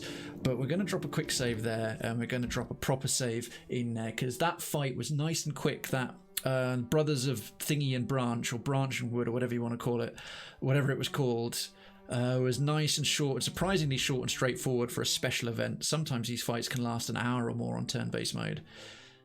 So that synced up perfectly. Okay, so please stick around for the outro and the raid. It's just a few minutes to go through the credits, give some thanks, and then pass on you lovely audience to another deserving recipient that I know to continue your Sunday on Twitch. If you're running out of time, you're just watching the rest of the show, I'd appreciate you jumping in on the raid even if you have to head off right afterwards. And if you like what you see, stick around. And if you've been watching this on YouTube or any other platform after the fact for the gameplay VOD, I hope you enjoyed it. See you in the next one.